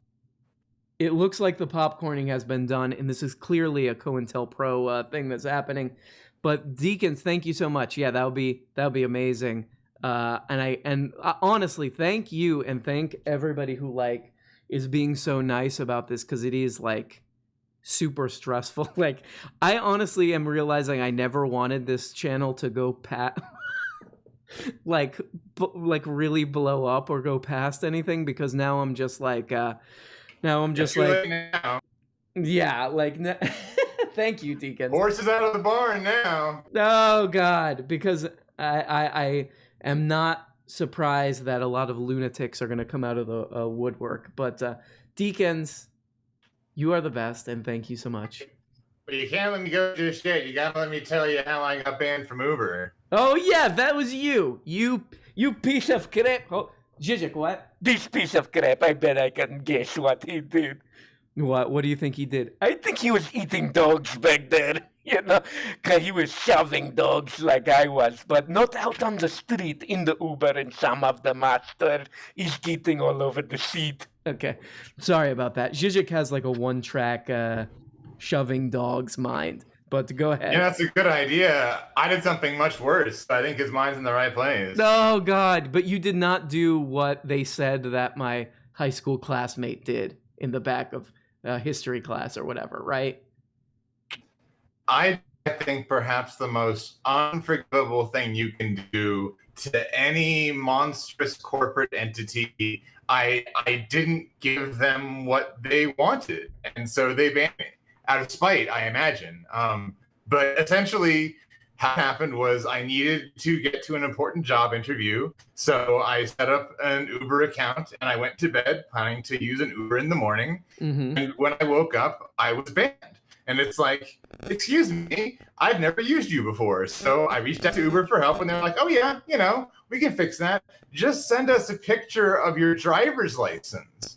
And it's like, excuse me, I've never actually used your app for any reason, and you banned me without notice. Why would I send you my driver's license? If you want to use the app, you got to send us the picture. And so I refused to send them a photo of my driver's license, and thus was permanently banned. Oh, you piece of crap, you. Unbelievable. You're unforgivable. Yeah, you're unforgivable. You're disgusting. And I was saying all that nice stuff about you. Thank you for the support, all of this crap. But now I have to say you are canceled. You are canceled. I hereby deservedly, I hereby consider you canceled. And Deacons, always show your most private personal documents to anybody who asks them of you in any context, children. Make sure you always show your most personal details to anyone who asks for any reason. Have you been reinstated or are you still banned? So I hope Uber's not listening, but you can just use another email, right? Like you don't have to use like the same email. You can use a different email. It's fine. So Uber cars. So you're pretending. Nice try. You're pretending to have various Uber cars. I think you can guess which thing I just played. Well, Deacons, thank you so much, and I will talk to you later. Flushing toilets. Bye-bye. Yeah, we don't have tolerance for that kind of crap. People say that we're on the left around here and that we're intolerant, and this is how we do, okay? If anybody says things we don't like, if they get banned from Uber, they are They're cancelinoed. Okay. Is the RM Media team more of an army or a navy? I'm thinking of Cash Money. Ooh. What if we were like No Limit Soldiers? That's what I would think. We are the muscular class. Reginald Swanson keeps saying Stevie because that poor guy. I re-listened to that. And I for some reason, I recorded myself saying Stevie when there was this guy on Discord named Stevie, and I just kept hitting it over and over again. The poor guy, I listened back to that. I felt like such a turd because the poor guy was just like, are you messing with me right now? And then he was like, is there something wrong with my audio? Are you really, can you legitimately not hear me? Like he was being so patient about this sample just saying Stevie over and over again. I wonder if I still have it. Oh, damn it. No, I don't. He was so patient about it, just this thing over and over saying, Stevie, Stevie, Stevie. And he was like, yeah, I'm here. Can you hear me? Stevie, Stevie. Yeah. Can you not hear me? Stevie. Poor dude. I was like, man, I am a true, maybe Adam Carolla's right about me, Maybe Team Carolla was right about me all along. Kyle Hopper, are you there? Are you there? Letter R, letter U, there. Kyle Hopper, I know you're there. You just got yourself muted. There. Yeah, I had myself muted. I'm a dummy. Yeah. Why? Can you hear me? Can you hear me now? Hold on. Okay. Oh my God. Kyle, can you hear me? Yeah. Can you hear me? Yeah, hold on a second. Hold on. Oh my God, why is my audio going all weird? Kyle, can you hear me? Yes. Okay, it looks like the audio might have cleared up for a second. Kyle, what's going on? You've been up to a lot of crap lately. What's going on with you? Yeah, I have been up to a lot of crap. Not much, but I real quick, just tell me if this is any good before we proceed. Because I was thinking about, I was thinking about talking about the Cave thing, but it's fine if we do that another time. But Uber cars. But as I was thinking about it, and you were doing impressions, tell me if this is a decent Cave. Although it's a little niche for your audience, probably, especially. They did not like. I played an interview, and the chat was not like the live stream was not feeling Cave. It was all negative. I mean, look, he's a very a strange filmmaker who is a completely acquired taste for a lot of people. He But definitely is. I think he's. I could see. I mean, I don't know enough people that know him to know this, but I could see him being polarizing for sure. yes. I mean, he's polarizing in a very weird way, where I think some people might think that he's like too smart, or maybe he's like elitist or something because he went to Yeah. It's like you're not sure if he's a narcissistic sociopath at times, or if he's like a really nice, kind guy. You know. Yeah. Charming. We'll give it to us before the crowd like puts both of our heads on stakes for talking about the man who will not be mentioned. Before they all join the Carolla community. So, all right. Let's see. I'm gonna do the clap first. Okay. So I went to this event. Oh my God! Wow, that is eerily good.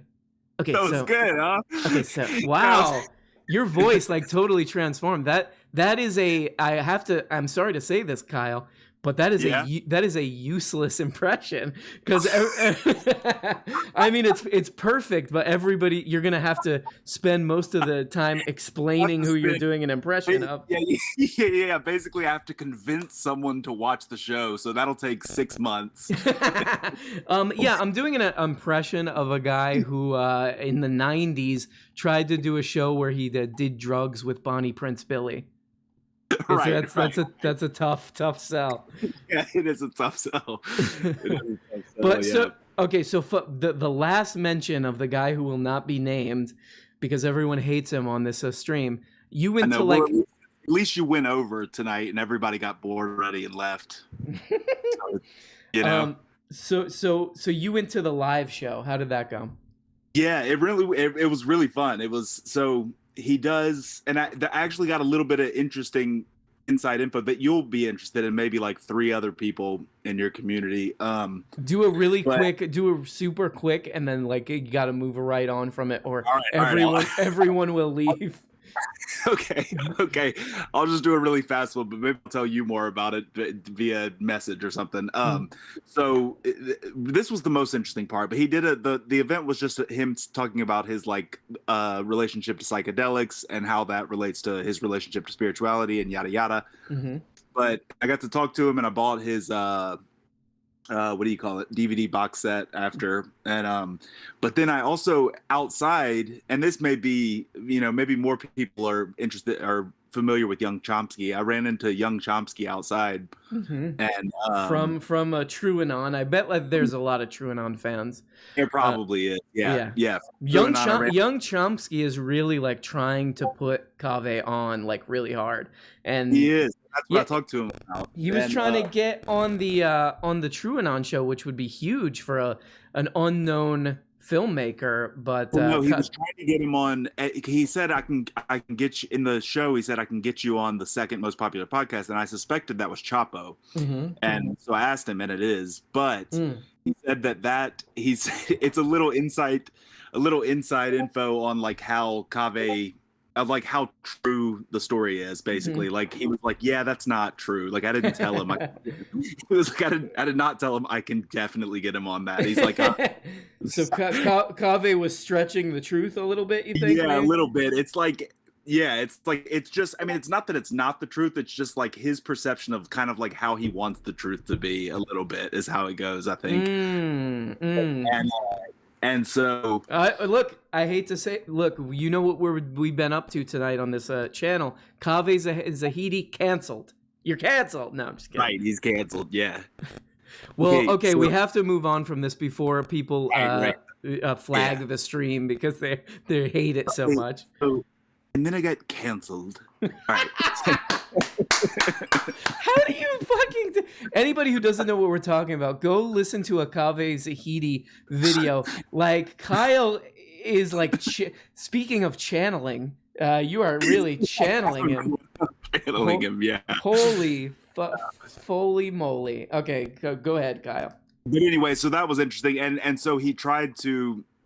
Young Chomsky said that he had invited, what's his name? What's the main Will Miniker to come to the event, and he was like, and as you can see, he didn't show up. So oh god, yeah, that would have been an odd one, because those guys, the Chapo Trap House guys, seem like it's hit or miss. I think they might like the drug trip stuff.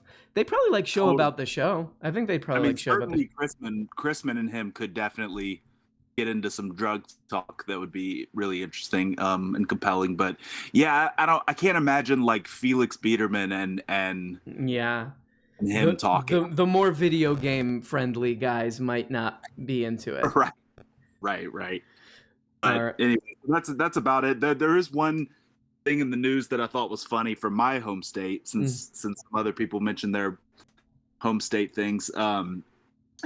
Tate Reeves today said that people of the South, Tate Reeves is the governor of Mississippi, and he said today that people of the South are not as afraid of COVID-19 because we believe in eternal life. Oh no. Which is something we know about, these evangelical Southerners, but it was just like bizarre for it to be said out loud like that, I guess. To be like, yeah, we don't care. We're worried about heaven. We don't care about death on earth. Oh boy. Yeah. I mean, I will say I have some religious people in my life who say similar things about like oh, well, look, like, you can't be afraid because like there's a greater purpose, and it's like, come on. It's the same thing about the opium of the people, opium of the masses thing is like, it's exactly that. Yeah. I was with my dad a few weeks ago, and I was just talking about like it was around the time of the fires in Greece. And I was talking about those, and then just talking about all the fires on the West Coast previously and stuff. And he was like, yeah, the Bible told us this in Revelation. Like, God damn it, he just finds they're able to just find solace in it and just continue destroying the world. Fuck it. Well, heaven's going to be perfect. So just suffer here. And this, by the way, like this is going on again, like the totality of my political awareness with like the George W. Bush administration. There was a lot of talk of like, like these evangelicals, like why would they, like the ones who are who are taking it seriously, like why would they care about all this stuff causing all these problems if like all this is just like if they're just like worried about their place in heaven or whatever, like this life is just a means to an end. So it's like, even if you have to call suffering in the name of Jesus, if it's in the name of Jesus, then fuck it, because this life doesn't matter. Exactly. Well, on that very uplifting note, Kyle Hopper, I came up with an obscure impression and a nihilistic a Christman-esque nihilism. I love it, Kyle, and I gotta hear, even though everyone hates it, I gotta hear more of that impression soon. So love you, Kyle. I'll talk to you soon. Okay, goodbye. Bye. Classic good guy right there. That's your classic good guy. Well, guys, we've gone a very long time because this is a unique situation, but I have to say that I support free speech. What if I went into a long monologue about free speech is very important, guys? It is really the foundation. The founding Padres, okay? These guys, these lunatics, were like, one day, some dude who used to croak out unfunny things on MTV or Comedy Central or whatever will get really upset because someone's mean to him, and he'll try to get his channel ruined. And we will not let that happen. So we'll sign all this crap. So goodbye to from me, and to also from me. I want to just say before we go. Okay, make it quick, Slavo. This will be only 1 or 2 hours. Okay. Yeah, your responses are always pretty long-winded. No, this is okay. Here we go. I would like to start back in the 1800s. Okay, nope. Ban him. Yeah, just cut him off, because yeah, he's gonna go into one of his classic Slavoj Žižek 3-hour responses. So, guys, I'll keep you updated. I might do an extra stream. I might do extra streams this week to keep you updated on what's up and whether or not the channel will survive. And I will talk to you beautiful, to quote the great Philip DeFranco, you beautiful bastards, which is not very nice, later.